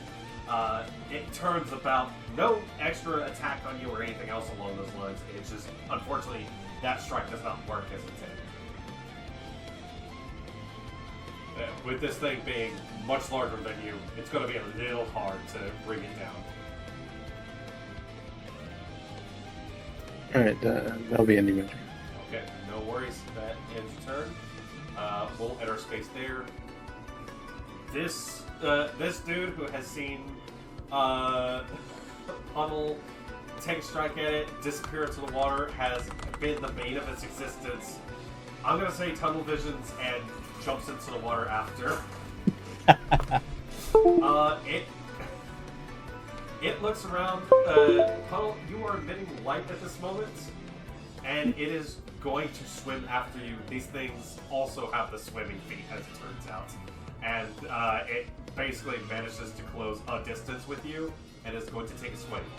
However, these things, their makeup don't exactly give them a great deal of benefit doing big moves through the water like you would have. And because this is a big swinging motion, it is going to have disadvantage 1 on this strike.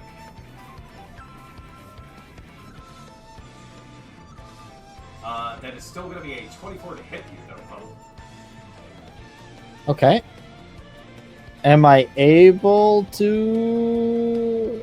no, I'll take it. I'll just take it. Yeah. Your guard being what it is, you're not going to suffer any additional banes from this. But as it does, manages to poof and swing, catch you a little bit by surprise. Manages to poof, knock you a bit. Thankfully, you have your mask on. But as it basically comes down, you see that it is still not done trying to get at you for any everything going on in the world. But that is going to end its turn there. The big guy, who's demoralized... How much damage did I take? Oh, you never told me how much 9 damage. points of damage. So just shy of an exceptional success, or like a crit. Yeah, I would say. Okay, big guy is going to attempt to shake off the demoralized. On the lower roll, it does get a 13. It is no longer demoralized. As it turns, it would have taken a perception check to try to find area at this moment. However, Ed, you stepped up and managed to get its full notice, and it's going to turn back around and attempt to take a big swing at you instead.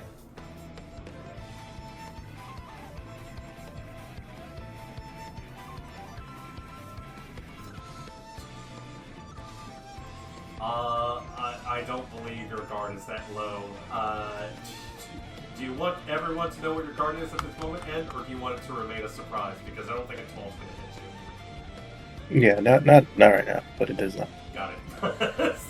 This thing swings down, you bring the shield back up, deflect the blow, and stand there as it goading it for more to come at your way.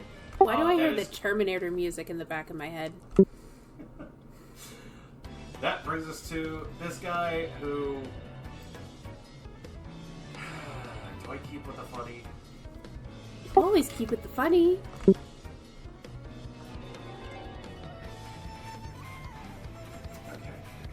This is funny.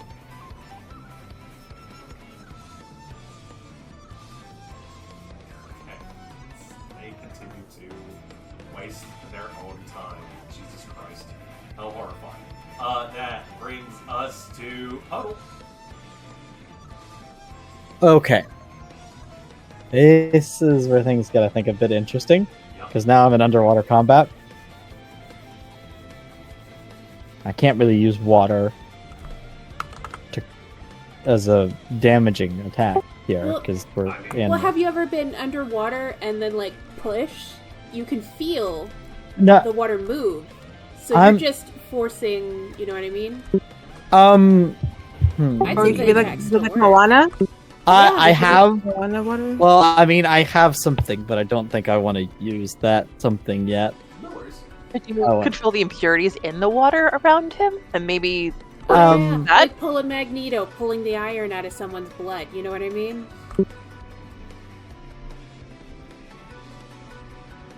sorry, I Karen. want to chill the water and try to start to like freeze the water around this thing's like limbs. This, And this sounds like an immobilized Bane, is what I'm thinking. yeah, it is. Yeah. Okay. I was thinking either that or a slowed bane. Oh. I will say, because of the unique scenario you find yourself in, I'm gonna combo these into the same roll. If you don't get one, you might get the other. Okay.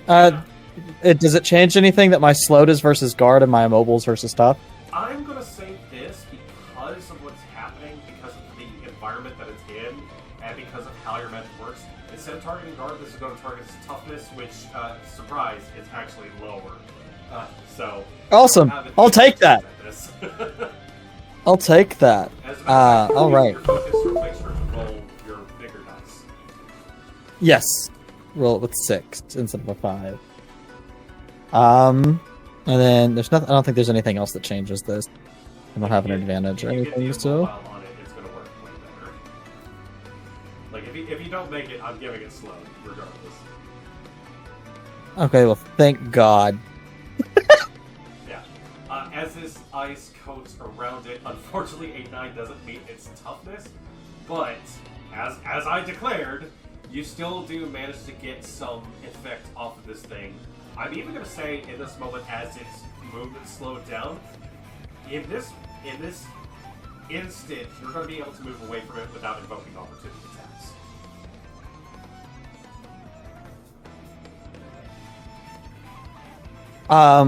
Okay.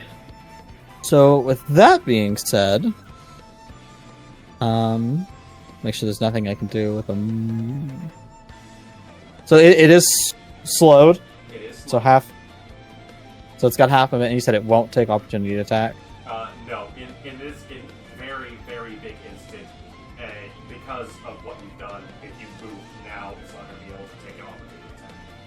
Don't say it won't Gotcha. on future turns, but Okay.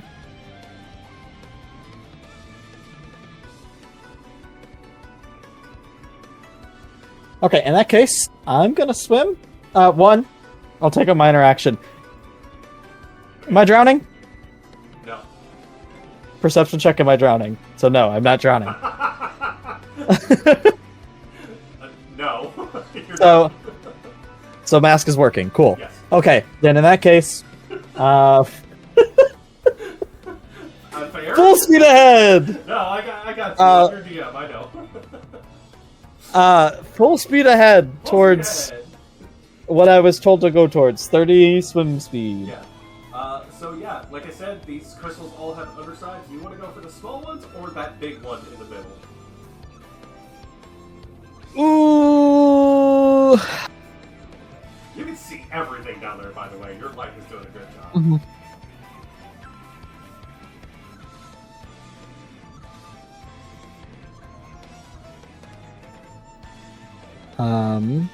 Where do I?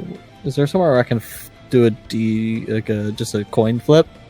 'Cause I can't decide this. You can if you want to, Google. sure. You can. Go I want Google. to. Okay, I'm just gonna do that. Evens is gonna be big, Sure. or heads. Heads is big. There's also the. I really can't roll decide. 1d2 and I'm gonna be real here. She ain't smart enough to figure this out. Heads. That's fine. Big shit, bigger break. Let's go. There you go. Straight to the middle. To be fair, Kashri wasn't sure either. Alright. It was just like, I can't be down here as long as you can. Can you take care of that? Puddle, you zip forward, and unless you drop your light, that thing does know you're still down there. Can I drop? If I drop my light, would it not be able to track me as easy? This thing has terrible perception. You've probably noticed before, so yeah, you might be able to Okay. hide.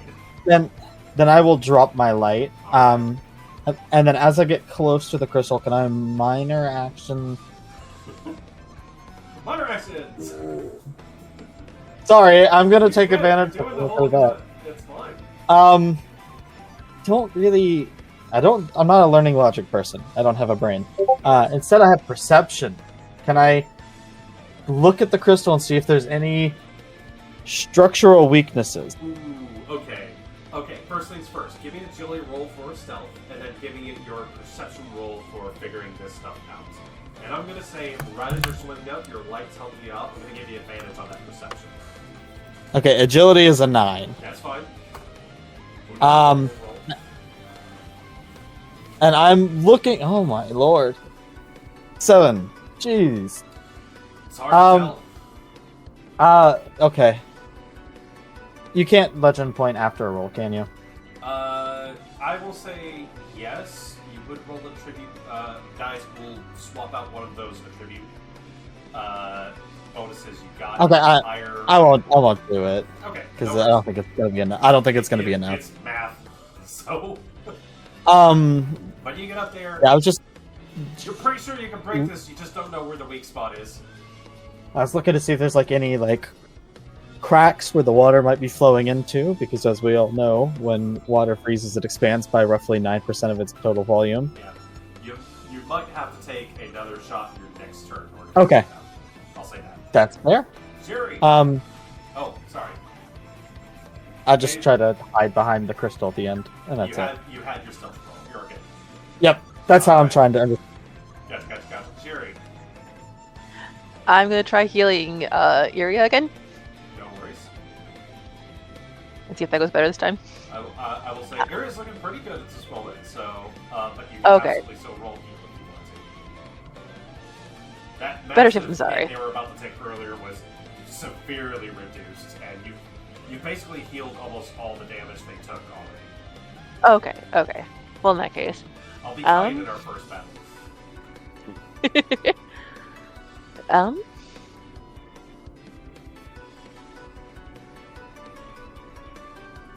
Can I try to do persistent damage on the big guy? How would you like to inflict persistent damage? What attribute are you using in these skills?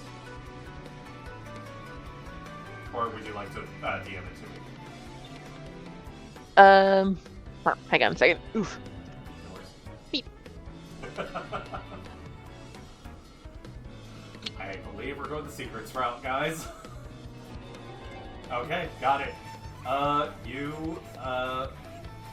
Your hand goes out. You believe this will probably work. This is going to be versus his toughness, I'll say that. Okay.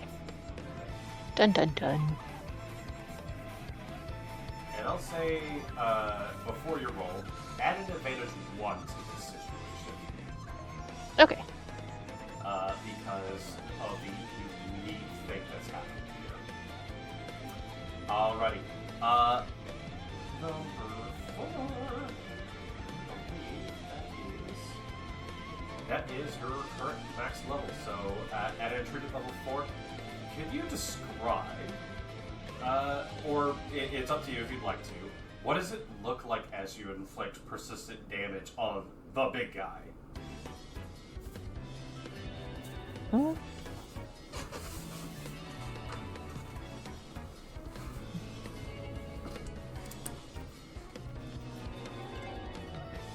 I was gonna say something, but then I was like, wait, no.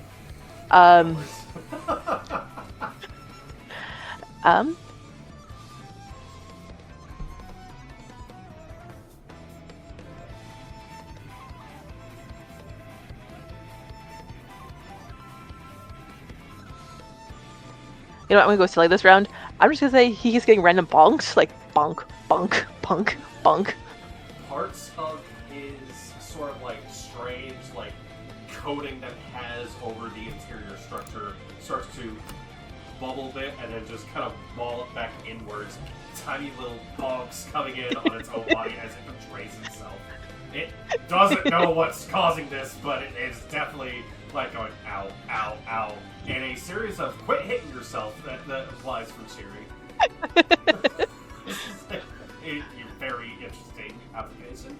But yeah, that works. Darkness is still up. You're still sustaining that as a minor action, I would assume.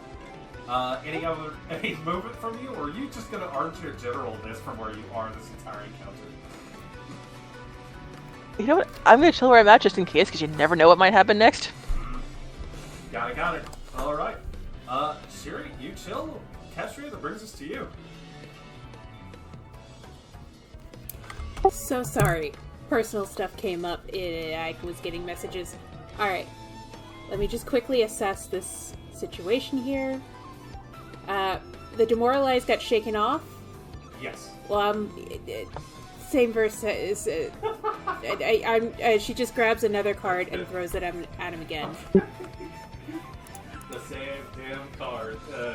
I believe you can do it again, so... I can. Yeah, Because I can't do anything bigger because I'm sustaining the bolster on my sword buddy, so... Because she needs all the help she can get. Yeah, she can. I will point out for you, you do have superior concentration, which means you can sustain 2 wounds. Oh, so I could bolster somebody else. Yeah. End is already bolstered. Who else is in range? Puddle's not in range anymore, are they? I am so deep under the water. Yeah. Puddle, at this point, even if they were on level with you, they would be out of range for you. Fine, then I'm gonna turn to Shiri, next to me. And just tap her on the back with the star card. And you are... what is your main fighting or main attribute that you like to use? It's up to you. Like I already showed it in the rules anyways. Entropy? Entropy. Your entropy is bolstered. I'm not gonna judge. Siri, as you cause this persistent damage to apply, Kestria, with a bit of a strange... There haven't been very big signs, but you reach out and you see something in there. But you see that it is currently being utilized in various ways. Unsure exactly how this could have taken place. You still, however, bolstered. Sure, your entropy attribute is bolstered. Seeing as it is entropy, the card I draw is the High Priestess. And I put that on you. Yeah. Movement, minor action for you, Kestria. You are all... Your dance card is filled at this point. Sounds good. Okay. That will move us on. Iria, it comes to your turn. You have your major action back, by the way, so you are good to act. And also... So this is going to be for +3 advantage. Mm-hmm. You have lethal strike, two-handed, And bolstered. bolster. Any other step you want to throw on this? No, that's all I've got for now. Okay, got it. And how is he looking? This thing is looking bothered, but in mechanical sense, it's not bloody at all. Okay. It's taking very little damage. Okay, right. So taking a swing. Oh dear. Oh dear. Oh my god!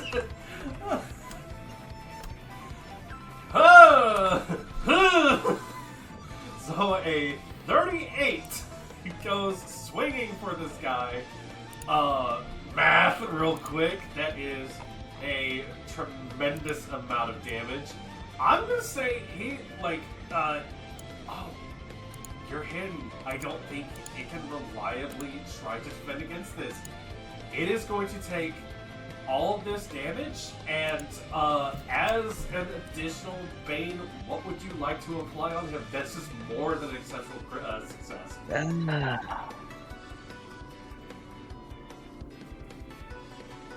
I'm gonna do knockdown, and it's movement versus guard.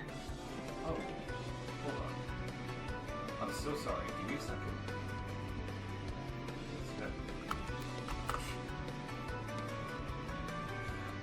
My apologies. That area. Yeah. How would you like to finish this guy? Well, you just see the blade cut through him.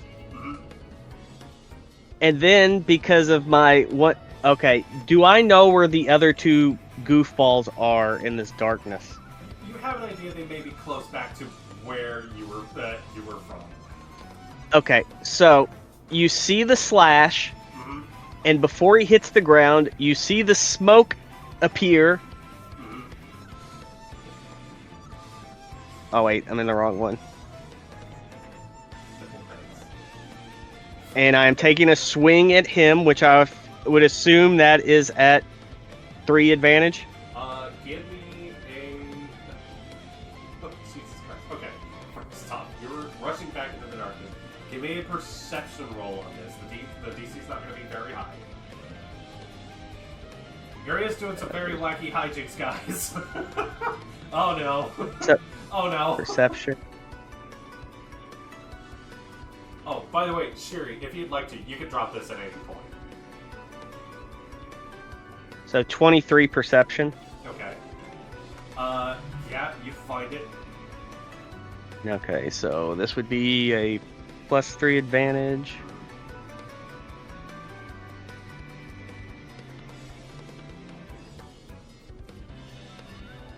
Oh dear. Oh god. Okay. Alright. Oh gee. Oh whiz. Just a second, please. Is it dead? Don't mind. Is it dead? Listen, I should have said this back when you took down the big guy. It begins! As, yeah, you have another movement and action. As this thing has 1 hit point! Oh no, do you have And I'm- combat momentum and combat follow through? Would Yep. you like to let people boy. know what fates you picked up as at your starting level? Well, they don't see any of this stuff happening. I don't have to describe, so I'm not describing it.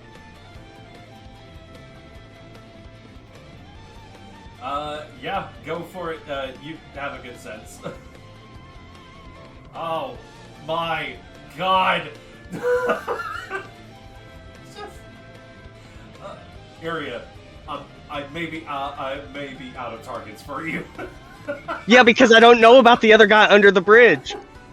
Oh, he's deep under the water. You can't even get to You know what? him. I'll just teleport to here.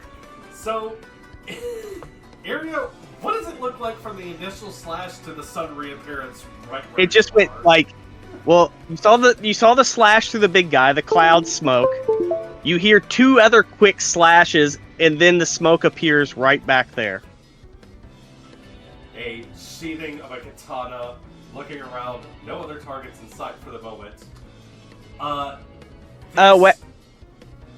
Just for flavor, the hand goes out, and that shuriken that I left on the ground just comes back to me. As you sit there looking so cool, the bodies of the big guy, and then even from the darkness Because itself, he hasn't even like, it's the Trunks from Dragon Ball Z where it's just the slit. the slit happens like before you're even done moving, and then just suddenly the cut expands and just explodes, and everyone sees like this glittery sort of like crystalline bone structure just into the sky and rains down around into these massive piles of like slime and arcane goop and other sorts of things. Those guys are all dead. And you see like these crystals on the pedestals nearby them just crack and shatter super hard. Those guys are all gone. The only remaining combatant is going to be down beneath. That's a great turn. You know what? They thought they had me in the first half, but I got them in the second half. Yeah. That's all that counts. At this moment, the only No more targets. potential threat would be underneath. We don't know about Sorry. that. so. Sorry, guys. Didn't mean to pull him to an unknown area. You do hear that Castria shares the information that these crystals seem to do something. With the shattering of these things, everyone surface-wise, feel free to give me logic, learning, perception of your choice. Logic is going to give you the greater chances of success. It has a lower DC. Am You I may able also to use? other rolls. I was going to say, can I use my prescience on this? Sure, I'll give you that. And Shiri, you can use entropy for this as well. 18 logic. I wanted to use my flaw for this instead. Okay. What is your flaw, Ed? I'm just gonna stand there with nothing to do. Okay, sure. Not exactly a big use of the flaw, but I get you. What is, guys? What is this? Did I roll? It's not showing. We on all my- rolled We 18. all rolled 18. Oh my god, that's right. Holy shit. I was like, I'm only seeing 18. What the? Oh my And god, what's- that's my roll. Go on. And what's even funnier is it's a different, because there was a D6, a D10, and a D8. So Okay. So, with 18s is pretty easy to glean. These crystals are basically like life stones for these entities that have just been attacking you. Not all of them shattered, but with like area strikes, it seems like it did so much damage that these things broke. There, you might want to crack the rest of them. I will say that. Can you mark which ones are shattered and broken? Yes, let me go ahead and just freaking fuck that thing. That guy. And I'm gonna say this one, as a matter of fact, Huddle, underneath, you see the big crystal that you go up to, despite the fact that you're sitting there going, I don't see any cracks going on this thing, big cleaves just appear in front of you.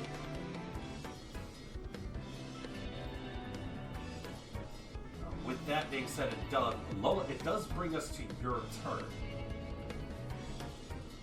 Yeah, I rolled a logic and I got a 3, which means I don't have the same idea as everybody else. You are unfortunately not an artificer sort of person. I'm afraid. I don't think you're big on like machinery or anything else along those lines. It's still, there's magic in the air. You might be able to do something with these things. Did anyone relay the information that these I things need to be did. broken? Castry, absolutely. Everyone does relay that information. I'll say everyone gets that. Okay. Except for me. Yeah, you were out of the I'll loop. get to unique vantage point. And I will try knockdown again, see if I can just knock the crystals off, break them. Okay. Do you want to go for like the smaller ones way at the back? Mhm. Okay. We will at this rate now we do have to move a little closer because that is so far. But you do have 30-foot move speed. Do you want to go for the one on the right or the left? The one on the left. Got it. 30 feet there. That definitely puts you in range for the other one. Go ahead and give me, what is your attribute for knockdown? I might ask. It's still energy. Energy? Okay. Yeah, and it's like the same thing, like a shout. Because of the distance it is to this crystal, this is unfortunately going to be with a disadvantage 1, but you can still. It is an inanimate object, so you're not going to have the hardest time.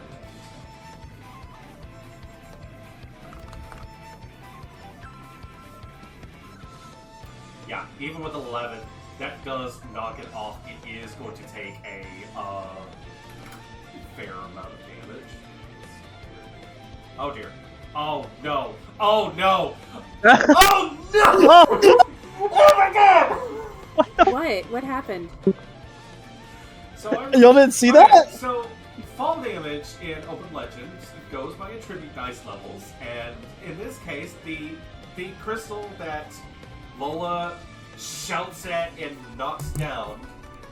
Lola, you're I would say you're a trained singer, correct? You've taught yourself in many of these in this thing. You aren't sure exactly where the makeup or that kind of like point is, but you know how some singers are able to hit a certain tone to shatter glass? You Opera singers? hit. The note, yeah. You have to hit a certain frequency. You hit just the right space in that. What would have been just a D4 damage continued to explode like 4 or 5 times. This thing cracks so hard in this moment, falls over, hits the ground, and it just explodes with the extra pressure. That thing is done, though. That worked out way better than expected. She literally just dusts her shoulders. That exploded 5 times. Yeah, no, that worked out quite well in your favor. Any minor actions from you, Lola, or are you good? She kind of just turns, is like, I got rid of that one. Yep. That brings us to end at this moment. Shiri. Out of the DM's generosity, would you like to drop your darkness so people can see the big one? Yes. Okay, cool. I will go ahead and say that darkness disappears at that moment. And everyone sees And there's that just 2 bodies cut in half. piles of glittery crystalline bones lay about in the field. But Ed, this does bring us to your turn.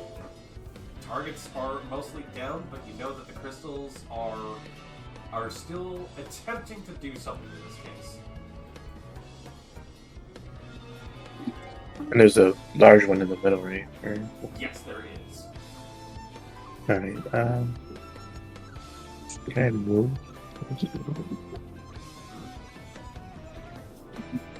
I wasn't showing me my distance.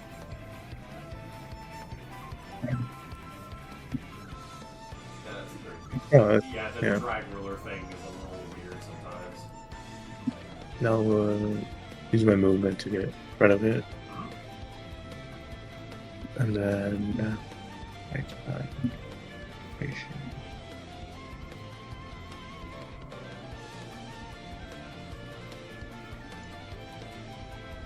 I will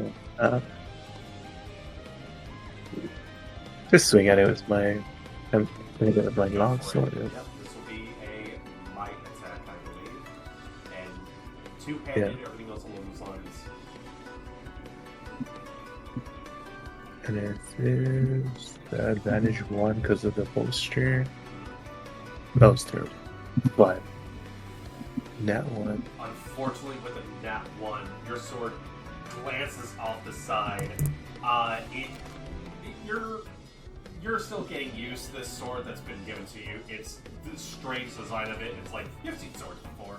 But this one, not a lot of people with one like this. And but as you do take the space, you get the sense that like it's going to require a bit of an angle in order to get somewhere that it will actually crack. But still, you are working on it. You might have an easier time next time.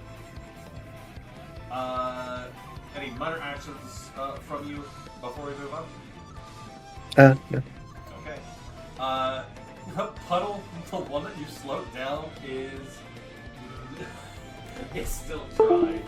It's trying its hardest. It is going to attempt to resist the slow. I'm gonna laugh. That's cool. Nope.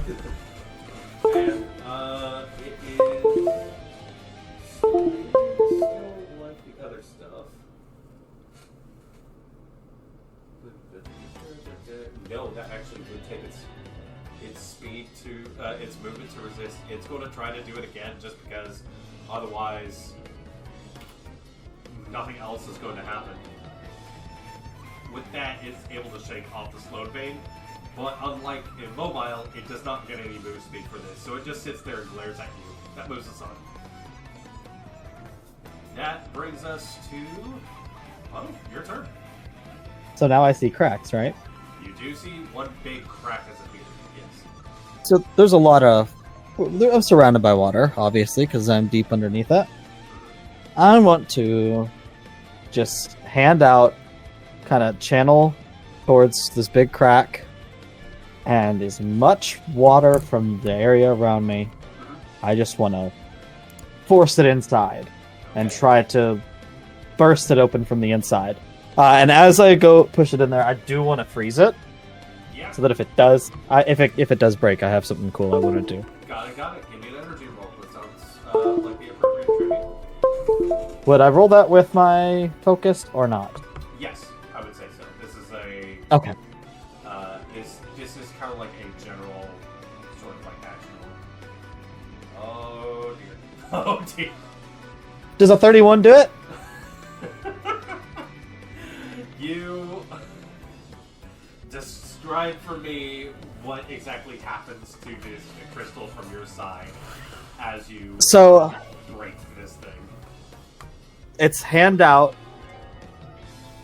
I just mouth like no one's there to hear it, but silently to myself, I just the thrust and force water in, and you can like if you were down there, you could see it like almost like a vacuum, just starting to suck the water into it.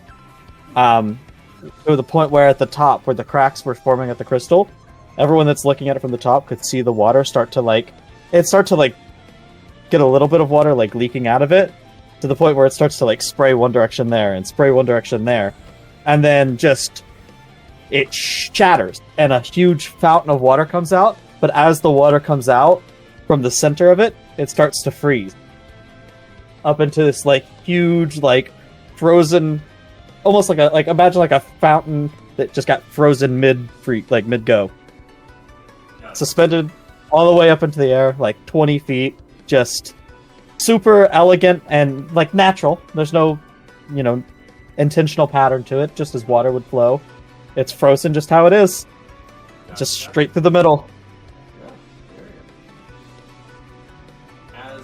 As this water freezes up with these shards mid-air, a chain reaction takes place as the remainder of the crystals also seem to warp, follow through, and also shatter up in the same frozen fountain sort of transformation that takes place. And looking past all this destruction puddle, you see that last guy sort of warp, shift, convulse a bit, and then just is just unmade within the water.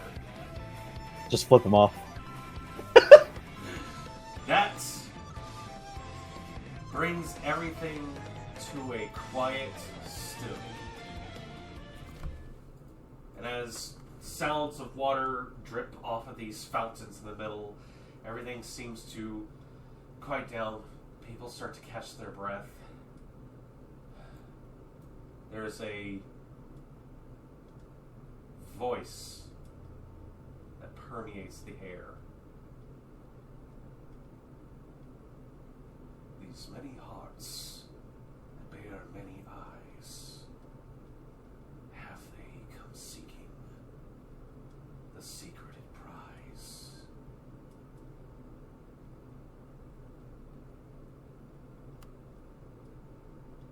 The voice is gone.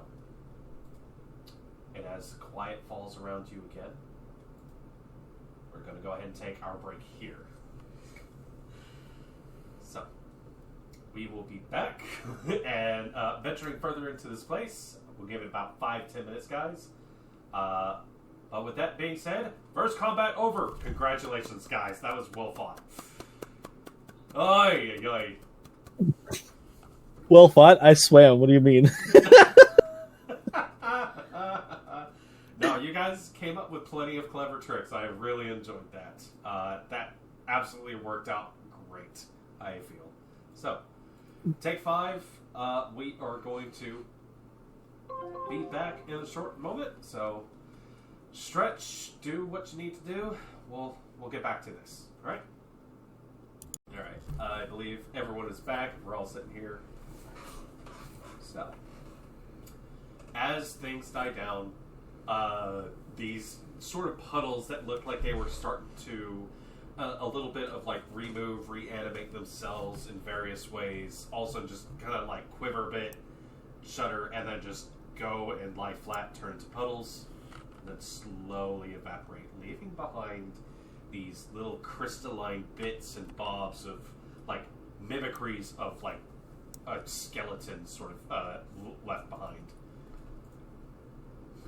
Everything dies down. It's quiet.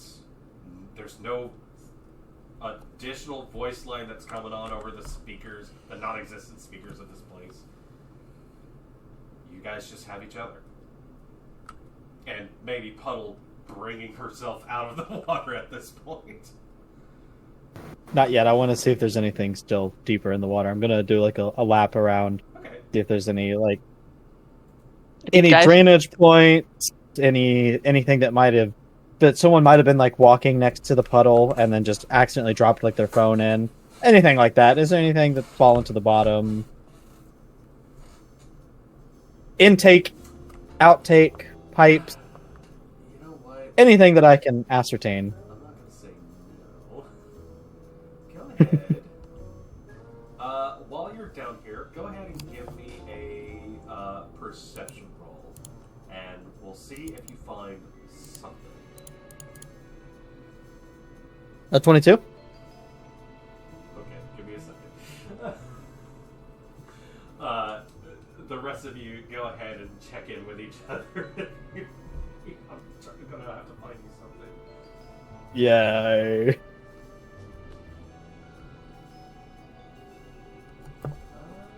Yeah. You know what? I'll give you this. You find a what looks to be kind of like a wristwatch, though wristwatches aren't exactly a thing yet.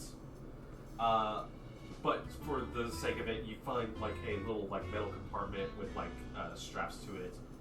It looks like there is a hinge on it where you can open the face of it if you want to. Whoop, I opened it. Underwater? Okay. Yep. No worries. Little bubble pops out. It looks to be of a. You look at it. You've seen these devices before. This is a compass of some sort. And there appears to be like a small pair of like bright blue gems on the inside, kind of pointed, very like kind of almost sharp crystalline, but not like overly like it's gonna stab you sort of sharp. Just very, very finely cut, like crystal of indeterminate make. That's all I get from it? Nothing. From just looking at it, yeah. Okay, I'm not smart enough to figure it out, so No worries. I will, by a combination of swimming up and using the force movement on myself, I'm just going to like torpedo myself out of the water and just kind of like hero land on the side of the platform. During the time that you've been looking for this, Iria, Yes. you feel something jostle on your hip. I would assume where you have some for inventory. Do you have like a bag or something? Along Yeah, those lines? probably like pouches. One of those pouches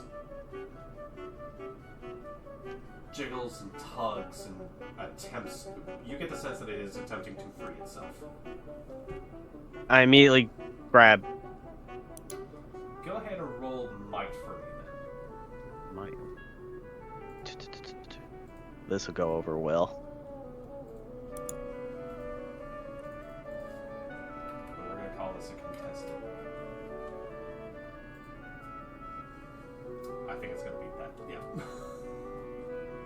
Yeah. You go to grab at it, and this pouch that's on your side manages to twist, pull, even underneath your firm grasp. It slips out from beneath and lands. The top part of it, the neck of the pouch, flops forward onto the floor, and it begins scooting itself in the direction of the mess that's been left behind from your recent kills. I would say, without having to use a perception check, you recognize this as one of your most recent acquisitions. Oh. And as it zips its way forward, go ahead. Okay, well, I had to think. I'm like, okay, it's the bag of bones guy, isn't it? It shoots its way forward, and it kind of just stops in front of the mess, and you just see as these crystalline bones start getting sucked into this sack. I walk over and try to retrieve the sack again. It begins. It looks like it is attempting to keep itself out of your grasp. It is still it's very aggressive Roomba-ing at the mess you've left behind. I try to swipe it, or try to get it again. Sure. Go ahead, and this will be. And I say at this rate, it's an agility roll. And you're still bolstered. Am I still? If I was gonna say, am I maintaining still it, you're still bolstered. Then.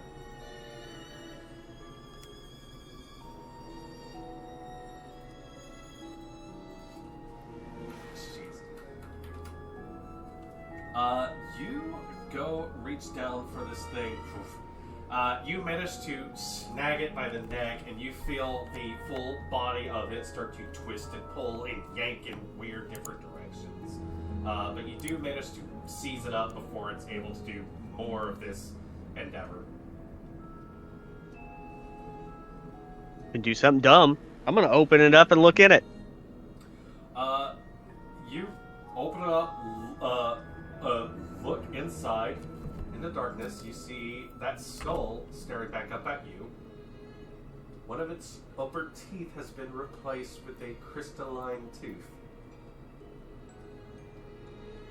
And then two hands come out, grab the hem of the sack, and it pokes itself out a bit. And it looks up at you, and it's just kind of sitting there with what looks to be a big sort of grin. It's a very sort of strange looking pins in its lower jaw, almost a marionette sort of weird little silly looking caricature of a skeleton.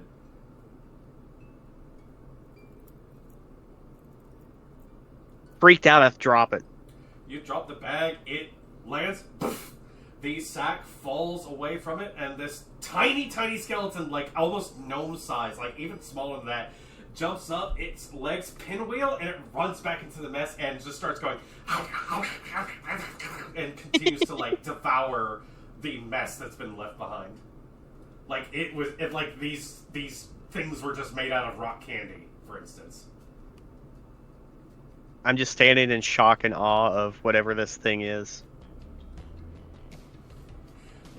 As you sit there and stare at it, it turns back, looks at you, waves a rib. I do the awkward wave to it. Does anybody know what this thing is? Hungry. Lily, you had your hand raised earlier. Was there something you wanted to do? Honestly, I already forgot. Okay. Sorry. Do you know where the hand raise button is? Because I think Josh can see that easier than the cameras. It does pop up in the chat. Sometimes I'm looking. Okay. I do apologize. But as this thing starts to tuck into it, there's still those lingering words from that voice from before. As you all start to take stock of each other. Puddle, you come up at this moment. Superhero landing. Everything looks fine. The enemies are all vanquished.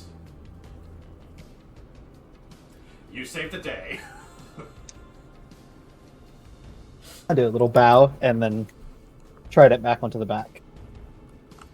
Thank you for taking care of that. You can understand things, right? You seem smart. I found treasure. A pirate's treasure. Sunken treasure. And I will hand over the Can compass. I Just Can I use my prescience? Can I do like an identify on this thing? There is actually a pretty good boon you can attempt to do for it. This is, we'll go ahead and say this is going to be a low-key usage of it, but it's the reading boon. So yes, go ahead and give me a prescience roll. We're looking for 20 to get information all the way. So 20 is like I get everything, but 20 is like you get the identify spell. Anything less than that, I'll give you some still. Fuck it. Last legend point. Let's see if this isn't a curse this time.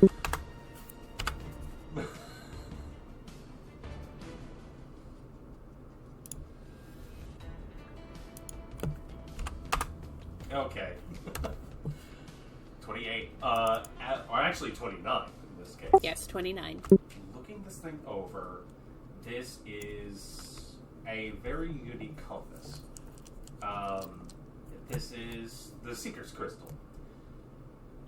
While this compass is on your person, it acts as a compass itself.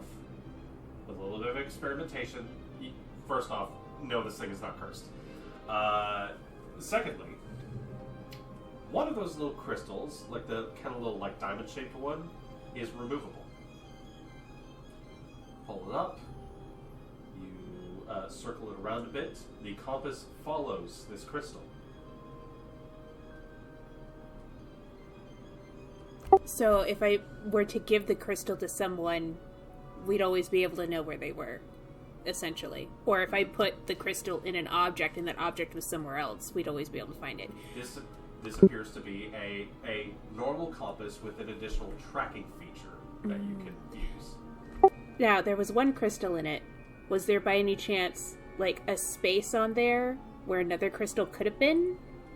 That might already be attached to something, like it might be tracking something else? At this moment, it doesn't appear like there is a secondary thing. You Okay. see, like, the other crystal itself is like the needle on a compass, and as you, like, were holding it up, it seemed to have a little bit of, like, a north thing. You get the sense that it was just guessing in this place. This is an extra-dimensional sort of area. But as you pull out the crystal, like, the needle juts and follows that as you wave it around a bit. Now, since I used my prescience to do this, did I get any visions of the former owner using it, or Oh, yeah. how it ended up here? It appears to be that someone. It's been a while since this thing was last used. Your reading ability would have gotten you the past hour. And even then, with a general sense, is someone happened to just drop it in here by mistake. So this doesn't look like it was an intentional act or anything else along those lines. Not sure exactly who dropped it here, but this was most likely just an accident, and someone just didn't want to bother diving in to go get it. So she'll hand it back to Puddle. Something that was lost meant to be something that finds. I'll take it back. There are Every other things pirate that has- they can do, but yeah. Every pirate has their legendary compass or map. This girl got hers. And I just whoop into the pocket. Sensational. Lily, what's up? Is combat over? Yes, combat is over. Because I can't move my character, so I didn't sorry. know. I forgot to hit this Okay, button. I thought I was Combat's being- over. Because I thought, I'm like, man, I'm Get missing outta something. here. Well, Hi, Windows. Yeah, Yay! sorry about that, guys. No, combat's over. I apologize. As you guys begin to look around the space, I do apologize. This little bone dude is devouring every single thing that it can in sight. The rest of you look around to your compatriots and see, like, what has taken place, how everyone's looking. No one really got seriously injured during this fight. You all handled yourselves amazingly well. Like, I did good on the half. Yep. even when like large blows were intended to strike down at you, you managed to dodge out of the way at the last second. So, what do you all do in this moment? Lola's up on one of those beams, kind of just sitting there chilling, watching everyone do things. Hang on, sweetheart. You managed to find a little notch in this crystalline column. It appears that it may have recently cracked with all the combat that took place in this room and area. As you sit there, looking around, nothing seems to be lurking in the shadows, ready to strike or anything like that. You do see at the edges of the rooms that there are these sort of like, again, crystalline double doors that lead out. So, are we gonna say anything about the weird voice that spoke to us at the end there, or are we just pretending we didn't hear it? Oh, everyone heard that. Okay, well, no I one's didn't saying hear it. I'm curious. Puddle, you did. I think you were under. Oh, I did? Okay. I didn't know if I would hear it from under the water. Everyone heard that. Okay. Okay. I just didn't know if I would have heard it from being deep underwater or not. But it was a different voice than the one that when we first entered, correct? Didn't sound like a douche, so yeah. Well, do we still need to break all the crystals? Or do you think the doors just went in? DM above game, was it a voice I would know from my past, or? I will...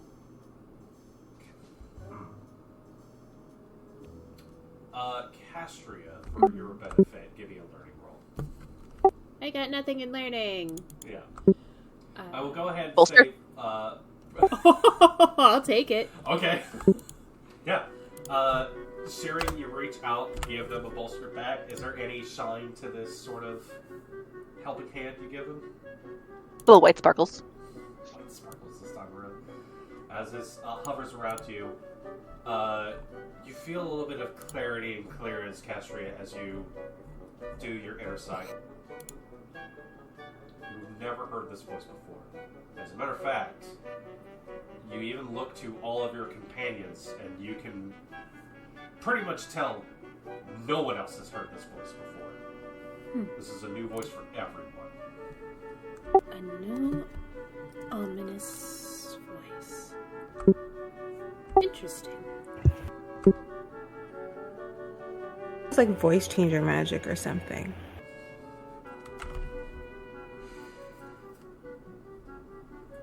Also, I want to grab the leftover bones and then bring it over to the little skeleton guy. Just like, here you go. This is more of a question for Castria. When we were underwater, would I have known? You mentioned that you were kind of moving a bit more naturally too. Was that something that was obvious once we were in the water? Yeah. Would I have picked up on that being experienced in the water myself? You would probably pick up, having being experienced in the water, you would probably notice that she seemed to move like this, which is not how humans normally swim. Okay. Also,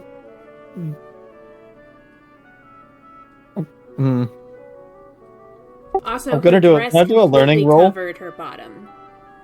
Can I do a learning roll? You didn't see legs. Fully intending to fail it. Sure. That's what I'm talking about. Perfect. I'll... I know it, and I've connected the dots in my head. I will kind of look at you. You know. We will chat later. And you're going to help me. And we can both go back. Beautiful day. I get my legendary compass. We're going to go back. Excellent. And then I'll just walk off. Castria looks confused and concerned. Me? But is going to drop it. Don't worry. I will not worry. Today. That's me being naive. Puddle, take a legend point. Yes! Oh, God. Oh, that'll do it. Lola, what's up? I'm trying to figure out how to take the 30 feet off because she would kind of go level, and I was going to turn back into full body for If you right-click your token, right next to you have a little box that has 30. It also should show your guard and your HP up on above. So you can just set that to 0 and that'll go away.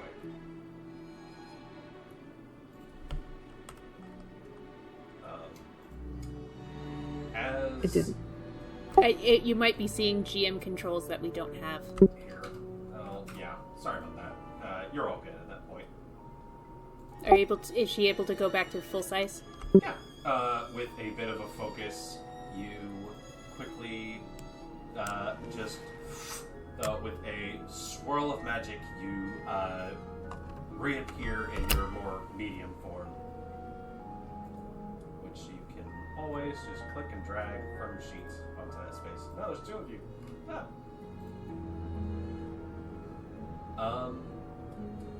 Shiri, you head over and you start collecting, like, grabbing some of these, as it turns out, the skeleton's favorite snack, which is spare ribs, and start tossing it over to this thing.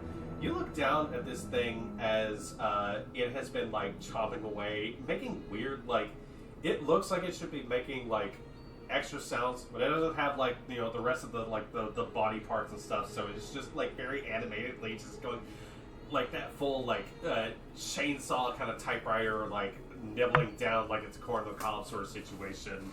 As you scoop up some of this, it looks up at you, gives a big, you know, a smile when you see one, and the eye sockets on it actually turn and look like they almost change into heart shapes as they look up at you.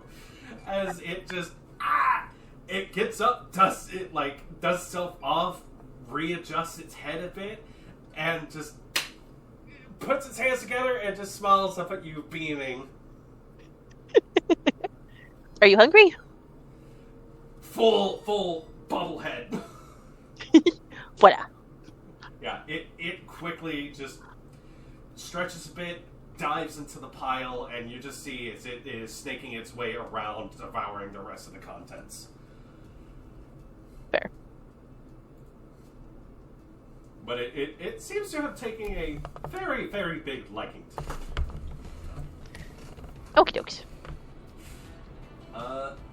As this strange display is taking place, Iria and End, go ahead and give me a perception check. There's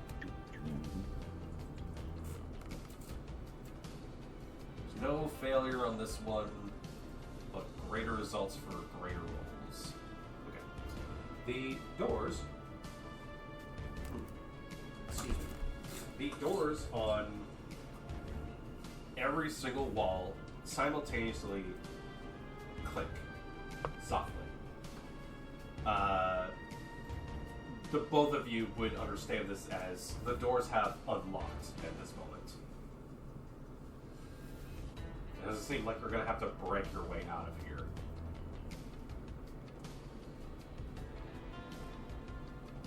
How many doors?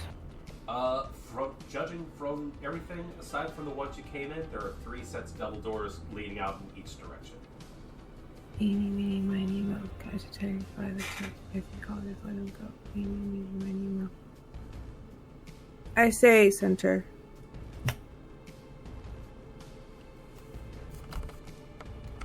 Above table real quick. Would we have been around long enough to heal back up? I would say in this, if you guys decide to take a few minutes, yes, you will get the efforts or the results of a short rest.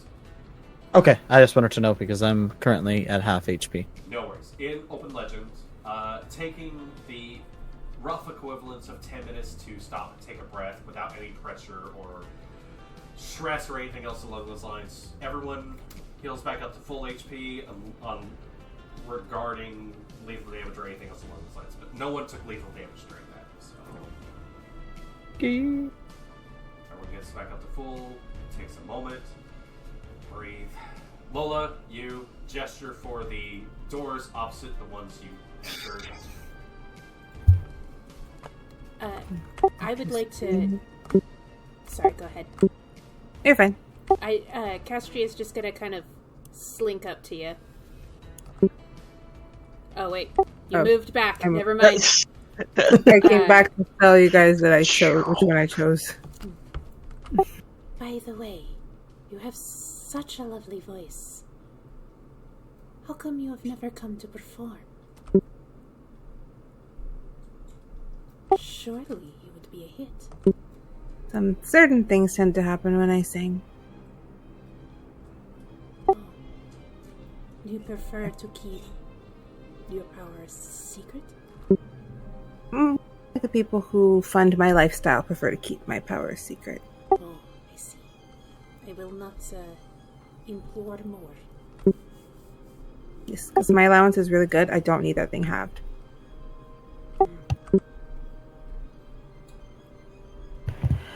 Okay, but quick question. Do you know what these things were? I've never seen globby monsters, but is that like what we can expect? Globby monsters? Like... That was what was in here.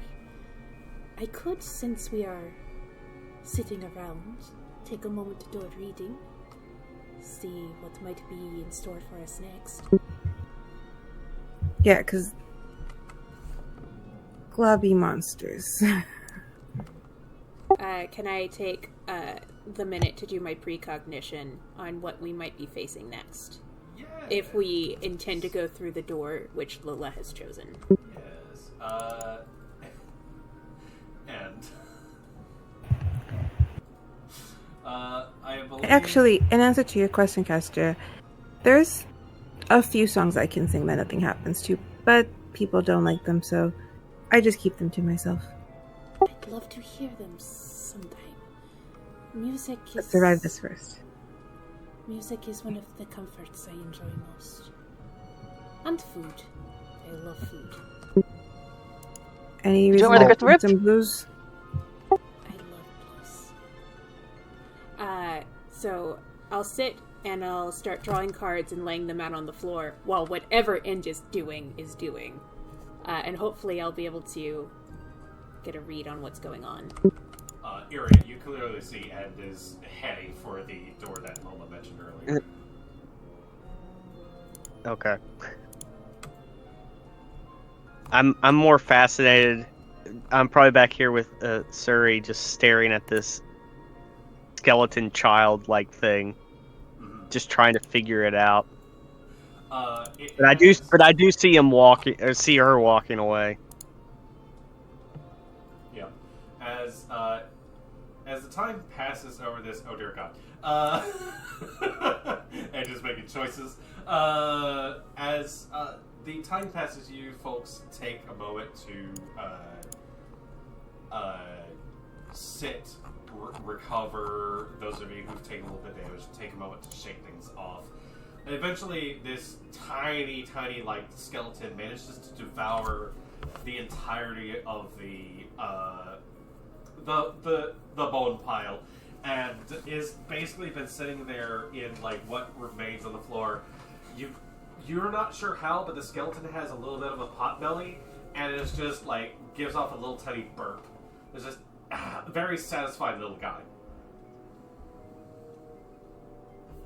Are my rolls going through, by the way? Because I'm not seeing them on. I can't see them for some reason. A lot of people are doing a lot of things at once, so I'm trying to get to everything. I apologize, guys. Oh no, you're fine. I'm not seeing them on my end, so that's why I was concerned. I see a 16 from you. Okay, I'm not seeing that. That's so weird. We'll have to fix that later. You may have to refresh. Scroll on the chat. That's my. I've been scrolling, and for some reason, when I was in the bottom, I might just need to refresh. And I would like you to roll a will for me.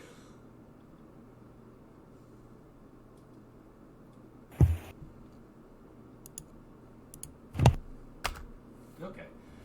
And you go towards the door and go to open it, and as you do, you look outside and there is a kaleidoscopic nonsense that assaults your senses as you take the moment. It's like staring into a just a complete and utter and unfortunate epilepsy test that kind of hits you in the face.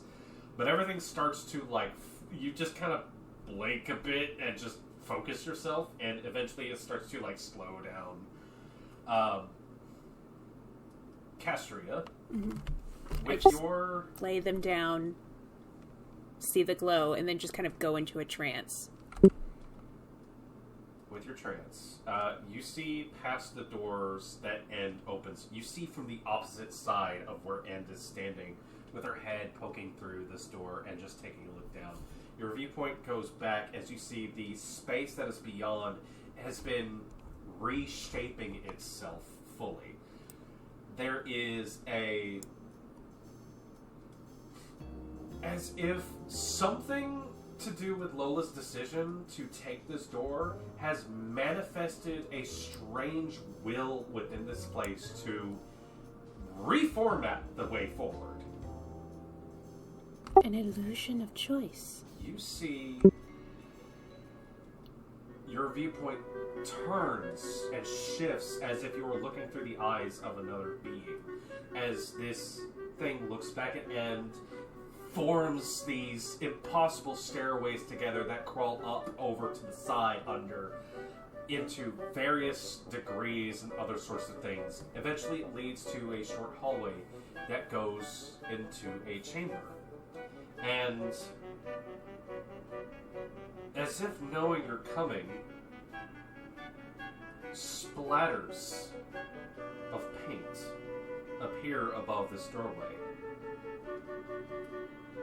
Just marks it as treasure. There's a banquet waiting us of goods. You picked a good door, Lola. Treasure. Never doubt the eeny, meeny, miny, mo. And when she says treasure, she looks at Lola, and then her eyes go across to Puddle, knowing, just having that sixth sense that Miss Pirate is gonna go running for it. Treasures. And the path before you begins to form, much like Castria had stated. A marble walkway that leads down beyond the mundane halls that start to form themselves. And a trail of that same paint from before leads down this way.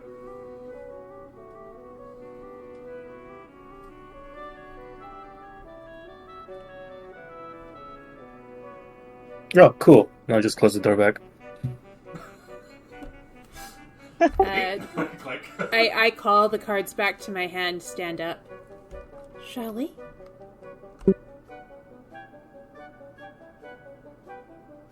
As Castria Main turns treasure. Iria and Shiri, you look down at this little guy who just kind of like cocks his head over towards the both of you.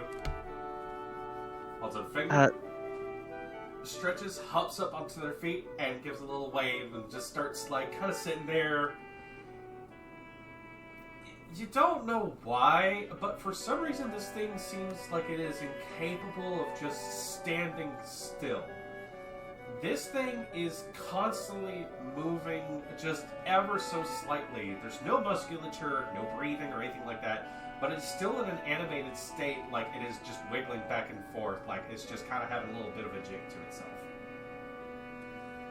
I kind of open the bag and like motion like if it wants to get in or in or no. Do I piggyback ride? Looks at the bag, looks up at you, looks at Shiri, looks back slowly back at you, Iria. Again, its legs spin in place and it zips up to Shiri's shoulder and it's just sitting there like, big smile again. Fair point. I hand Suri the bag just in case it wants to get back in. Fair enough. Yeah. Lola, I believe I saw your hand there for a second. I just want to interact with the little bone guy, but if we're good to go, I'm ready to go. It looks at It's everyone, really and okay. It's just big smile, big waving sort of hand. It looks at you, Lola, and is just smiling and bouncing and just. It doesn't say this, of course. It's really because she kind of just smiles and waves at it because there is something in the other room and I didn't think we want to move. Yeah. So I don't want to hold it up. It just seems like it's a weird, charming little guy, maybe.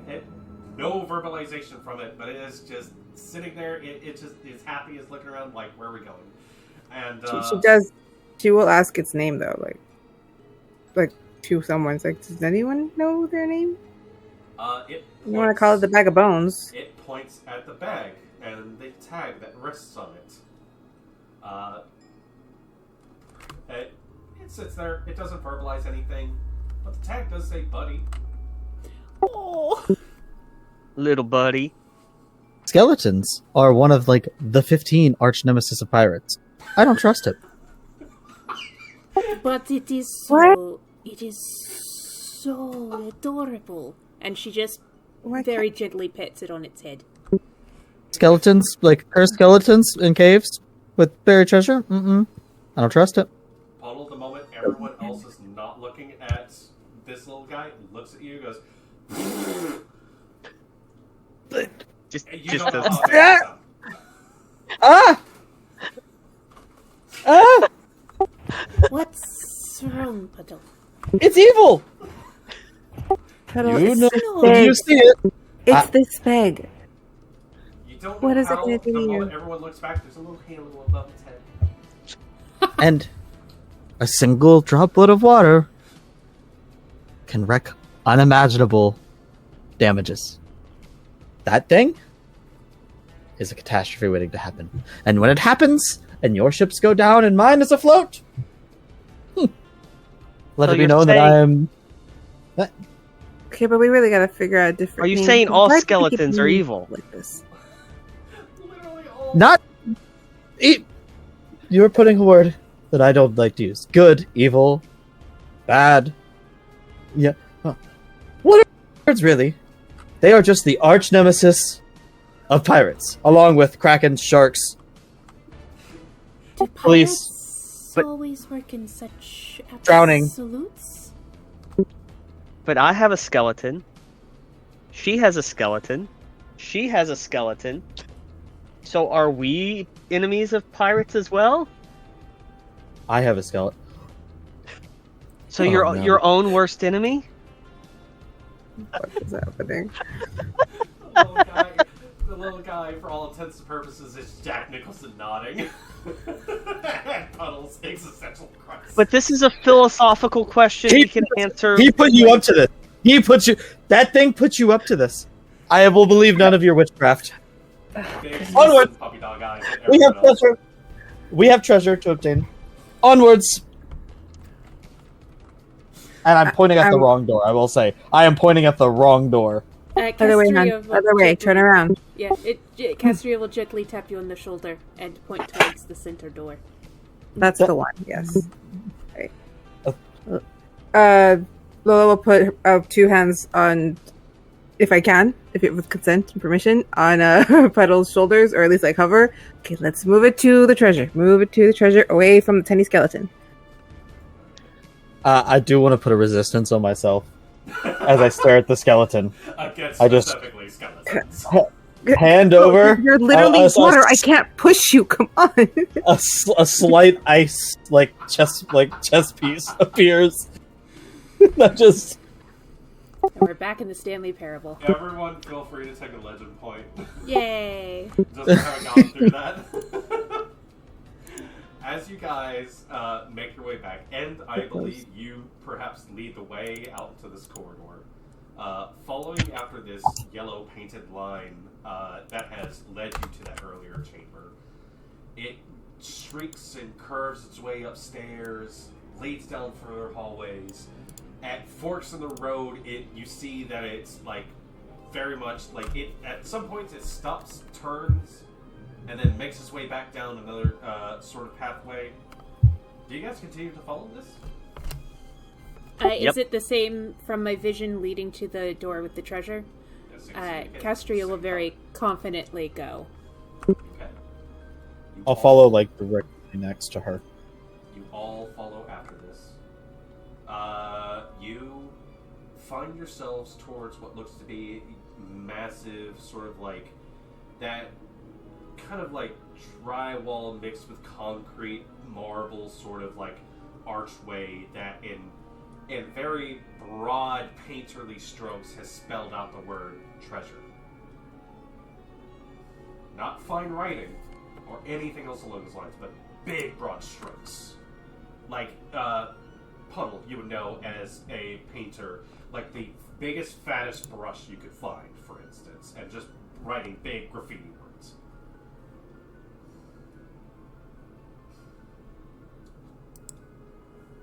Such a crude style, but beautiful. I trust it.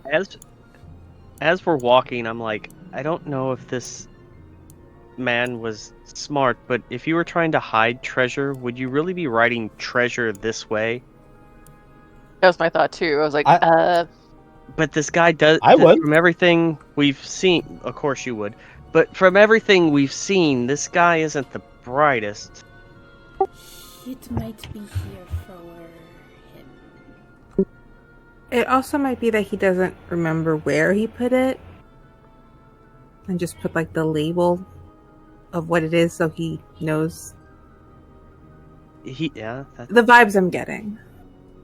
Deep But- inside, the vessel may be found. Can they Your voice is back. locate it? Do they hear the sound? Can I use prescience to listen? I heard you. You all hear that voice again. The same one from before. Can I listen for the sound that they're talking about? There is not a definite direction from the sound. It is essentially an ambient, almost sourceless sort of voice. It feels like it comes from all directions. Oh,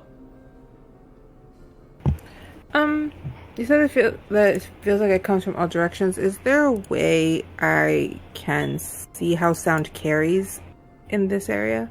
sound carries normally in this sense, but this is also a very extra magical sort of space that you guys are in. There may be extra rules to, say, magical transmissions and that sort of thing.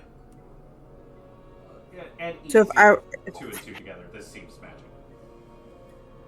Okay. So there's no way for me to say strum a bit of magic, like just a magical note to see if I can maybe reverse to see where that voice is coming from? Have to like follow it, follow the essence of it. Give me a. We'll say, because this is an extraordinary sort of thing we're trying to do here. Give me an influence. This is a rather unique thing we're trying to do here. I apologize for the screaming going on over there. You're fine. There'll be more screaming in a second.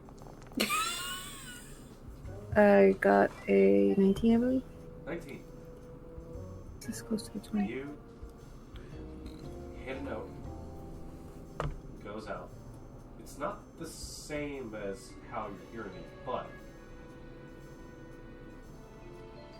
there's focus for a bit.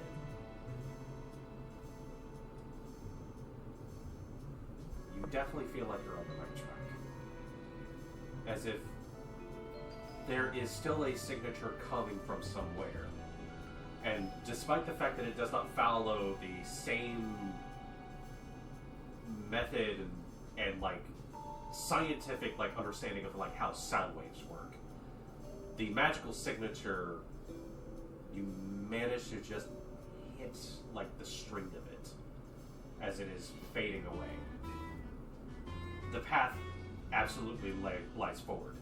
Something seems to know that you're here, and it might be drawing you I got good news and bad news. Yes. Which one you want first? Bad news. What if you told us the bad news in a good way? And the good news in a bad Okay. way. Buddy starts doing this. Okay, so bad news. I think that something knows that we're here, Avi, and they are actually tracking us. And this kind of feels like another trap. Good news. I know where to go, in a sense. Is it through the treasure door? It, in fact, is. So, confirmation, that is the way to go, which is the good news. It's probably a trap, which is the bad news. So we all should be on our guard. But there is treasure, correct? I sense magic. So maybe it's a magical item, maybe it's a magical creature, maybe it's a magical person. I can't for sure say if it's like gold, but I sense magic. Good enough for me. I'm gonna go towards the door. Puddle heads through the archway. As you Above game question, how long does that bolster last? As long as I'm focusing on it. Okay. And I still have it up, so both bolsters I have on your agility and Shiri's entropy are still up. Okay. Alright. I didn't know if it I'm was... focusing on it. Is that the same thing for the might? So, yes, the might would still exist. Castria, just so you're aware, precognition would take a full minute to do. That would require basically focus actions. But I can re-establish that after. You're correct. Because I have superior concentration, so I Because you can't do folks it. were not in any immediate stress or danger or anything like that, I would say that despite the fact that it would have dropped off you, Castria could have just easily put it back on you right after. So we're not going to sweat that. Yeah. It would have been put back on you after I finished the reading. Okay. Since they did warn me it was a trap, I want to do something kind of fun Yeah. here. Just because the last time we walked into a room, we got ambushed by weird skeleton guys. There's also a weird skeleton guy following me now. I don't like that guy. No. As I go to step through, can I put an aura up? Sure. What kind of aura are we trying to invoke here? I want to do an aura of slowed. Okay. So that if anything enters my range, Got it. it gets slowed. And it visualizes as that water that kind of was like dripping off around me and kind of almost floating starts to like crystallize into like ice, and you can visually see the air chill around me. Okay. Do me a favor then. I'm not telling you why, but give me that bane attack. Oh.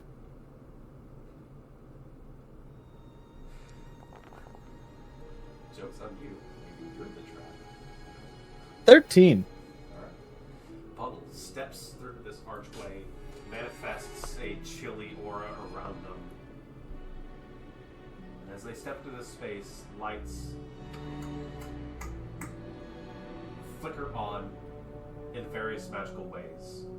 Like torches on the side, but come up with just globes of light. You look into a room that is smattered with what appears to be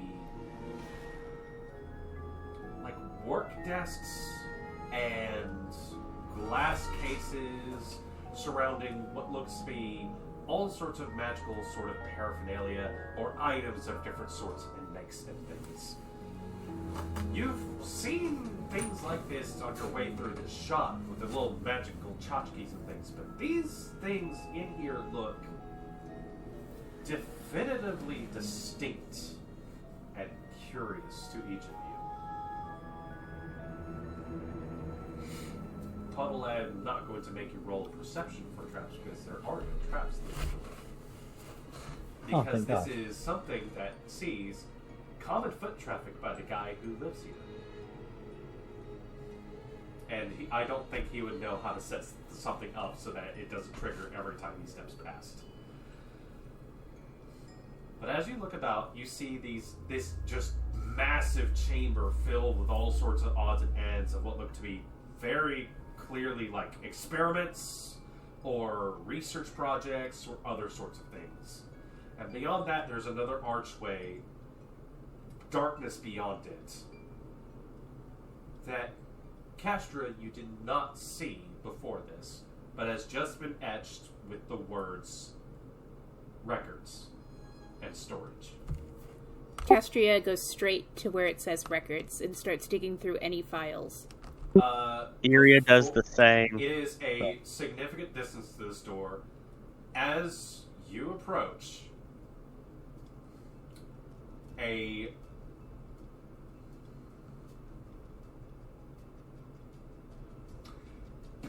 great big splatter of many yellow X's appear at the side. On the floor, on the ceiling, around.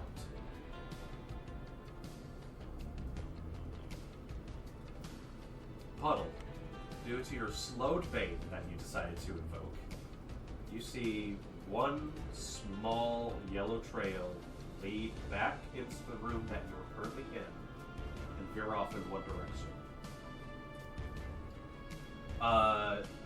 Iria and Castria, you are free to make any rolls on that situation as you will. Well, I'm gonna roll prescience on it because she needs what's in the records.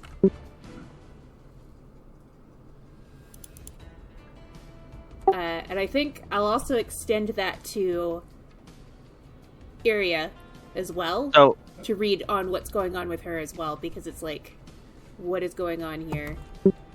so like when we get to a certain point, like these just appear like right in front of us. Yeah, it is a quick like splat, splat, splat, splat, splat, splat, splat. It like a ghost house like jump scare almost sort of thing. I will put my hand on her shoulder and teleport back. So, let me roll for that. Roll a movement for me, actually. This is happening while I'm doing the prescience reading. Yes. We're gonna say that this movement is like a snap thing as you do so. So Is I this at basically advantage or disadvantage? No, Or is it just straight? nothing, just flat. Okay. So as the teleportation happens, she's going and she's just grabbing a card, and I guess when we finish teleporting, she'll be looking at it, and that'll be how I read. You grab Castria. That an uneasy feeling applies to your area. You grab Castria. You both vanish and appear like a few steps behind at the very least. And jets of flame shoot up from the floor right in the arch. Oof. Bet you didn't see that coming. I look at my I card. found my loot. I look at my card, and I've actually pulled the flames card, and she'll just show it. Maybe you did see it coming. Castria. Those flames. Only you see this. Coalesce and like small little embers drift back into the room and go to various pieces in here. Puddle sees a line, but you see a flash of everyone perhaps spreading out, checking to see what's in here. Do I see myself as well go to something? Yes. Castria looks at Iria and points at whatever box or whatever I saw her go to, and then tells the others of their spots. And then I'll head to mine. Hi. So after she points to my box, is it the same path that I see the Yes! The Yes! yellow You thing? got her! I didn't say box. or Only because He I says- don't want but to see, he report doesn't it. know about I'm the joke. mentally flipping you off, but okay. But- Mentally, I'm flipping you off. And unfortunately for this joke, what Puddle is going to find is not a box. As a matter of fact, Puddle's line... What? I was leads- gonna ask. Go ahead. Or she is pointing is the same way that the yellow path I see with the paint from my... Okay, I was gonna say, because if they're two separate paths, I'm going to ignore what she says, be stubborn, and follow the path that I see. But if they're the same thing, I'm just gonna follow it. Castria shares the information. Maybe something in here will help. Puddle follows her line, disappears kind of around a column. Do all of you spread out and follow a suggestion? I'm going to where she directed me towards. Same. Lightly playing as I'm going along in case I need to hit something. Ready. So you have like an attack action prepared if something pops out. In a sense, if I strum the note, I can hit the note quicker, so I can hit it. I can toss I like it. That's pretty cool. I'm gonna bolster little buddy, and then I'll go to my spot. Okay. You see he kind of like looks off in one direction. You head in that same direction. Castria, we'll start with you. You head to, yes, a box. A finely lacquered, polished box of some unknown wooden material, perhaps. It almost feels like stone to the touch. Brush your hands over it. There's no lock on it. Even if there was, you know it's already open. Crack it open on the hinge. Inside are two semi-large, what look to be bladed rings on the interior, lying in a cushiony sort of inset. She'll pick them up and, as she saw in her vision, twirl them a bit. It feels more natural than she thought it would. The blades that you find rattle like that of one of the occupants you know back from where you come from. I'm going to put this in your inventory. It is up to you if you want to share any of this information. She spins them around a bit and then holsters them on her hip. At least I'll be more use in battle. And, above game, those of you who play Final Fantasy XIV, if you know the Dancer class, I'm a mix of that and, what was the tarot card class again? I forget. What was it? Starts with an A? Yeah, Astrologian. She's a mix of Dancer and Astrologian. So, we're about to have some fun. I'll have some cumbias ready. Yeah. Real quick. Oh, I can play tambourine in your band now. As I approach the area that I was instructed to, I would kind of move my loot back and pull my dagger out from it and kind of just hold it. Interesting. Just in case. Hold on. Case. We'll jump to you. Okay. You go down this one area. You stop. You're not exactly sure what you should be directed to. Then you feel it out of the corner of your eyes. Something perhaps not exactly watching you, but maybe still assessing you. Okay. A dagger of some sort floats in the middle of a sort of like an oblong glass casing. Alright. So you kind of approach it, not touching and not getting crazy close, but enough to get a good look at it. What am I seeing? What am I seeing? Sorry. The blade itself made with a fine filigree to a handguard of some sort. Upon your approach, moves back a bit, moves back closer, dips down, back up, twirls, spins, and like an amusing little dance, a motion of joy. Spins itself around, presents itself to you handle first. The glass case is in the way, of course. Sing at it a little bit. See if it even vibes with me. Spins in the air. The handguard itself almost reminds you of the signature that you would find on a music sheet. Twirls. Once again, it gestures its handle back towards you.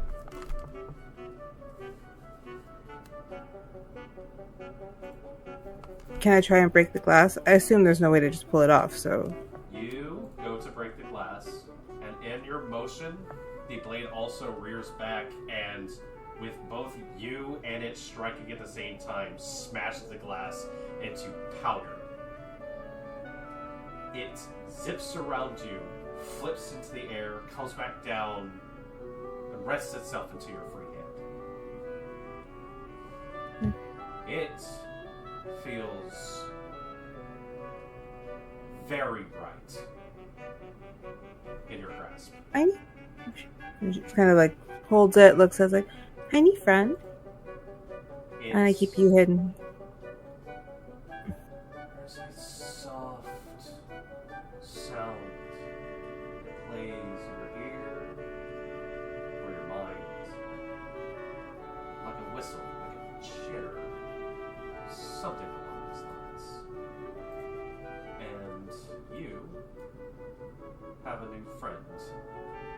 And I'm going to go ahead and let you know this. This is for both of your forms. Oh, I get it in tiny form too? You may feel free to read the description of the item that I have just plopped onto your sheets. Oh, and it has a name, by the way. Is it the B? Yes. Okay, making sure. Iria. Get my notes here, making sure. Oh, I've clicked away to something. Sorry. You find a unique sort of wrist guard bracer sort of thing.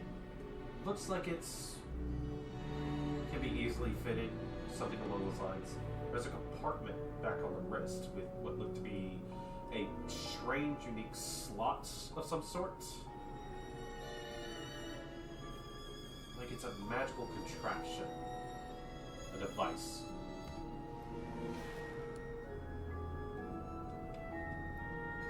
I pick it up. Take it. Is it just one? It's just one. It's not like a set or. Just one. Okay. The make is a little familiar.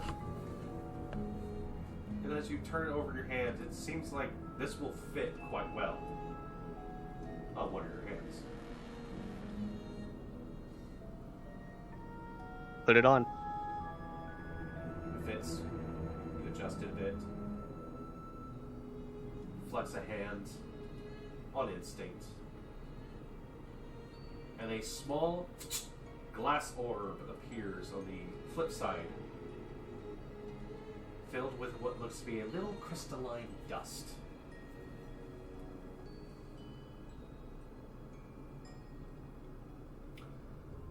You're familiar with certain implements of your trade. This seems heavily inspired. Judging by it, you might have a few of these things. This is, however, an interesting experiment that someone or something has cooked up. I'll go ahead. Are there any markings on this thing? Insignias or anything? Roll a perception check for me. That is such a good question. Perception or logic? I'm going to ask Or for would it- perception on this one, because this Okay. is actually details you're trying to pick out.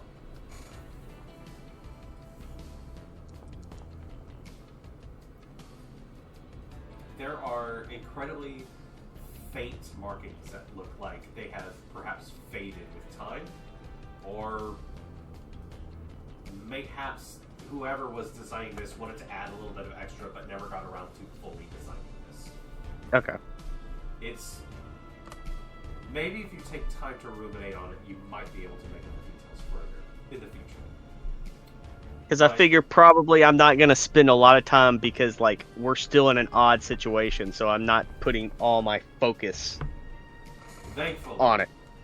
And I will point out, there is maybe some information on, like, little cards in front of these items that you guys are finding, by the way. So, you're not completely lost.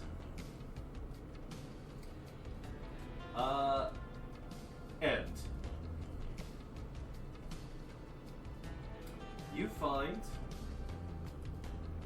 interestingly, a pair of pistols of a unique and strange make. You've seen perhaps a few folks come from out of town with firearms on their sides, but these rest on sort of like a propped up tray situation. It looks like they've recently been getting studied over. There's a unique make to this. There's an absolute sort of like the idea that this is not like, perhaps not masterwork or anything else along those lines. There's like weird bits to them that stick out, strange metals, like there are parts that look like there's just some extra magical what have you. Like an artificer of a mad make has made these things. And on the bottom, on the undersides of the grips, there are etched into them in common the letters LF and MA.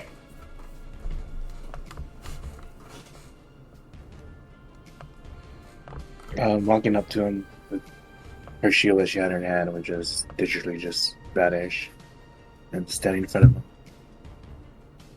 just very serious. She'll just pick him up and just start twirling him like in the tombstone, just moving him, reloading them both at the same time on their knives, thighs, shoulders, just to cut a thing. And then right when they're gonna holster both of them at the same time, they just also disappear.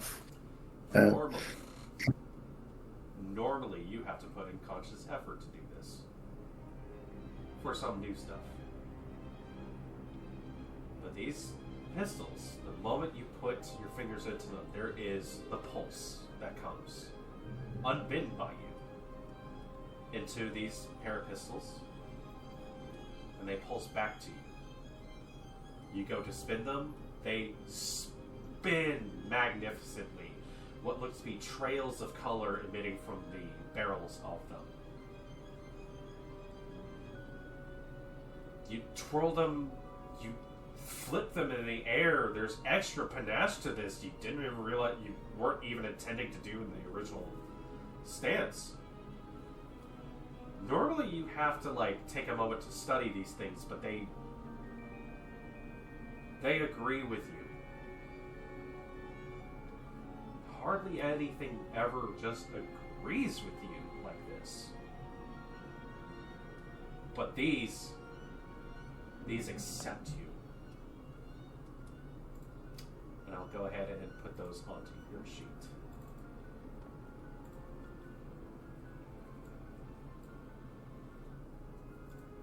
Sherry, you head over. There is what looks to be a line of sort of like jewelry that, from notes and bits, you see that they are trying to do some enchantment processes, that sort of thing. And there is a box that, as Little Bud kind of points over towards it, there is a simple bangle.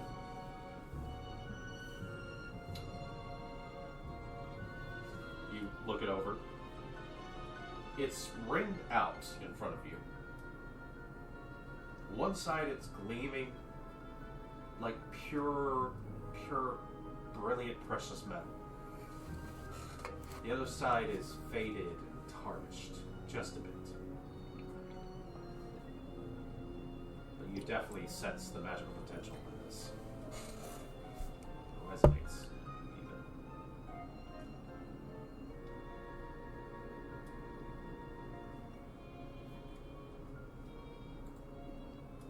even. Do I feel like it's safe to put on, or? You get the sense that there's no curse to this or anything else along those lines.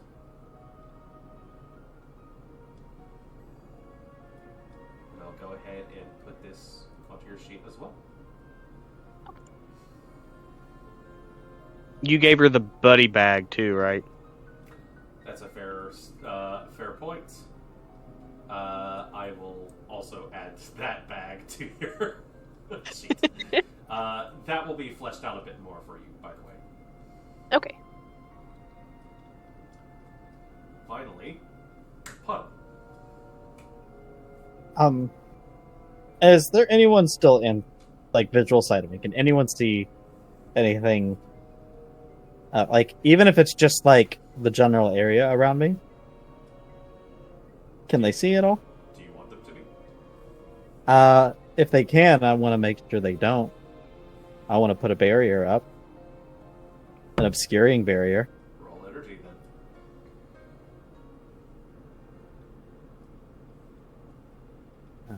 then. See if you can get that. Oof. That's a 5. You still manage to get the barrier up, but it is definitely along the lines of, like, other people are going to notice that it's there. Like, it's not the most subtle thing. This wasn't meant to be subtle. It's a rain cloud. Yeah. Like, it's just, like, just a wall of rain.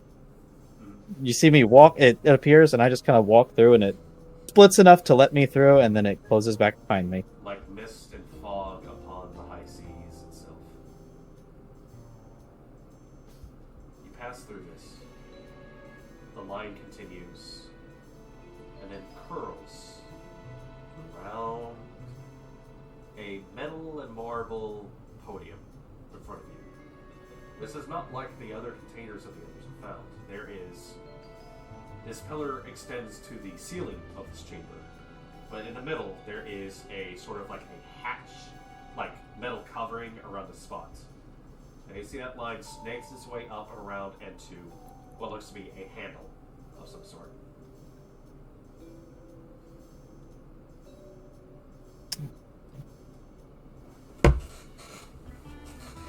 Flick the brush out.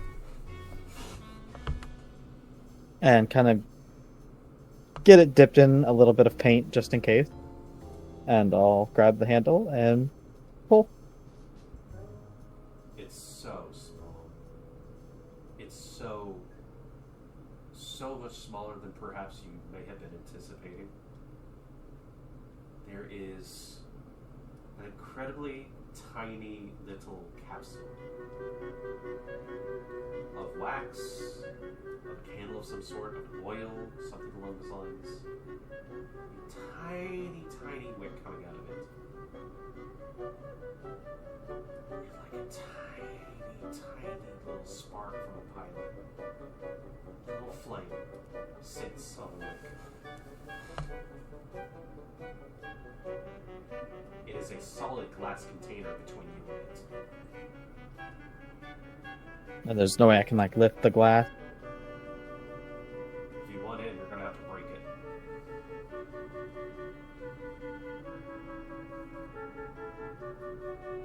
Well, subtlety was never my special. Big stroke. And a hammer of ice. And I just grab and swing and try to shatter through it. Same time I hit the glass, I want the hammer to just shatter along with it. It was all just one motion, so there's glass and ice. the ice and the glass shatter, powderize, and coast off into the far recesses of the room that you're in, trailing with it a plume, a jet of flame and roiling fire that comes with this. Everyone can I was gonna say, how loud is this? It is a jet of flame that scorches through the open air behind you all as you sit there clutching these newfound prizes with you. The flames don't catch on anything. There's the briefest moment where there's the panic that comes from the natural instinct to a sudden fire that shoots out. There's no smoke. There's no singes. Things go quiet. The fire is gone. The little capsule is empty. But you, Puddle, you hear.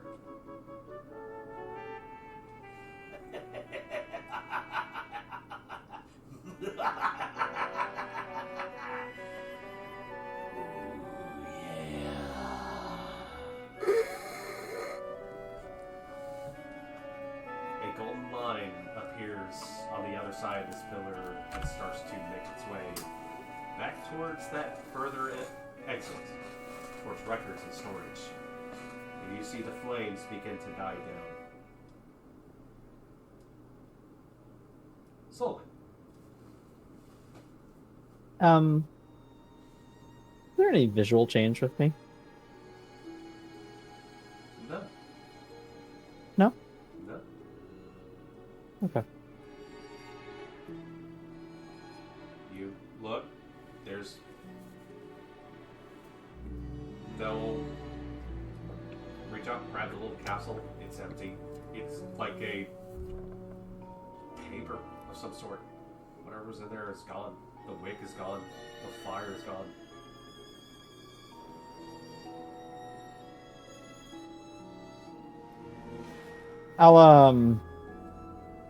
Can I just look around? Is there like just a stupid little knick-knack? Oh, there's still plenty of more stuff in here. Yeah. I just want to grab something pointless. Like just the stupidest thing that I can find within like the general area that I was in. Everyone else, you also notice that the flames begin to die down. It will take some time for it to fully diminish that you can safely traverse. There's still more shit in here. Do you guys want more stuff? I'll spend some time, although Yeah. I do have to go to bed soon. No. I will, in character, spend some time. And I will go ahead and what I will do, we're going to jump past a little bit of the extra looting period. I'll make a list for you guys. And depending on, I may elaborate further on some items. But as you enter into this next chamber, the rooms that you've been approaching before have had lights come on as you enter. Within the darkness of this next one, before you even set foot, there is a light of a pale coloration far beyond. And as you listen, down and down and down further still, these intruders, they might have the right will. Do they seek treasure, revenge, or answers? These curious ones avoid danger like dancers. Why is he talking like he's reading from a book? Like, is it scripted? Voices usually like to be dramatic. I feel like it'd be more dramatic if they talk to us instead of like about us. It's like, we get it, you're a fan, but like, you can't talk to us. Clearly, he can see what's happening. Does Have you anyone tried have a look? asking it a question? Or maybe they kept it generic because other people have come through, but they haven't made it this far. So it'll be kind of I can ask harder a question. to learn the names and then just for them to die with those weird skeletons back then. I'm gonna ask the voice a question. Do you have a handkerchief? You blew me up, and it's kind of there's a little bit of soot, and it's messing with the luck. There is no response. Talking to. Won't you talk to us? Hang on. Why won't you talk to us? It's weird. Do I visually notice that everyone else has like new like gear and stuff? Yeah. I put mine is I don't feel away. like Well, sorry. you grabbed a few extra things just out of like Uh, spite. You guys got some cool stuff. I got this. You have a boomerang. It's a flower. I was gonna say there's a flower, and if I do this, a little bit of water comes out. Less water than what I make, so I don't know why I need it. But it's Maybe a because you had the compass earlier.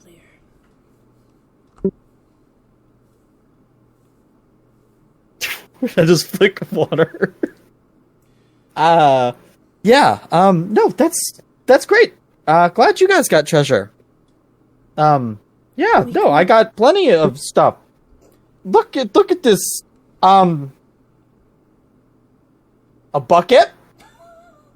Who knows what it could be? An endless bucket. could also Never mind. use it It's as not a endless. pit. I could. Okay, so as we whip out more weird shit that Puddle starts to whip up. I want to roll logic to see, like, Oh my God. is this guy for real? They could be. However, before we carry on with what we have Vehicle. found and what might lie in this next chamber,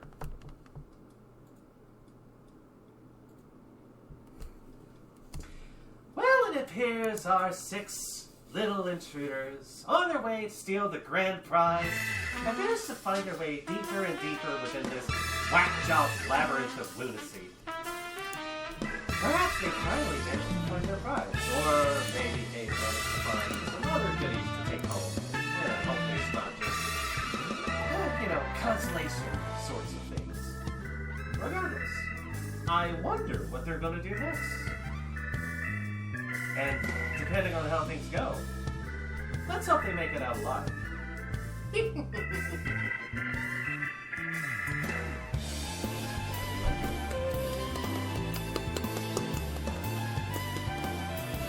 So, we will do perhaps a little bit more of a loop spread next time, and then we will see what lies in this next chamber. I do want to clarify. I was not asking for items there. I just wanted to do I didn't want to be like the one person that returns with like nothing while everyone's like, look at this cool shit I got. So I was looking to just pick up the first thing I saw and been like, yep, no, this thing's totally magic too. That's super cool. You guys got that. This thing is like, it's a potentially bottomless bucket that has a bottom. This is my little like consolation, trying to fit in. If you stand in it, you can make a bucket of water, and then you can have that for whenever you need it. I need a t-shirt. I went to the Mage's Vault and all I got was my t-shirt burnt.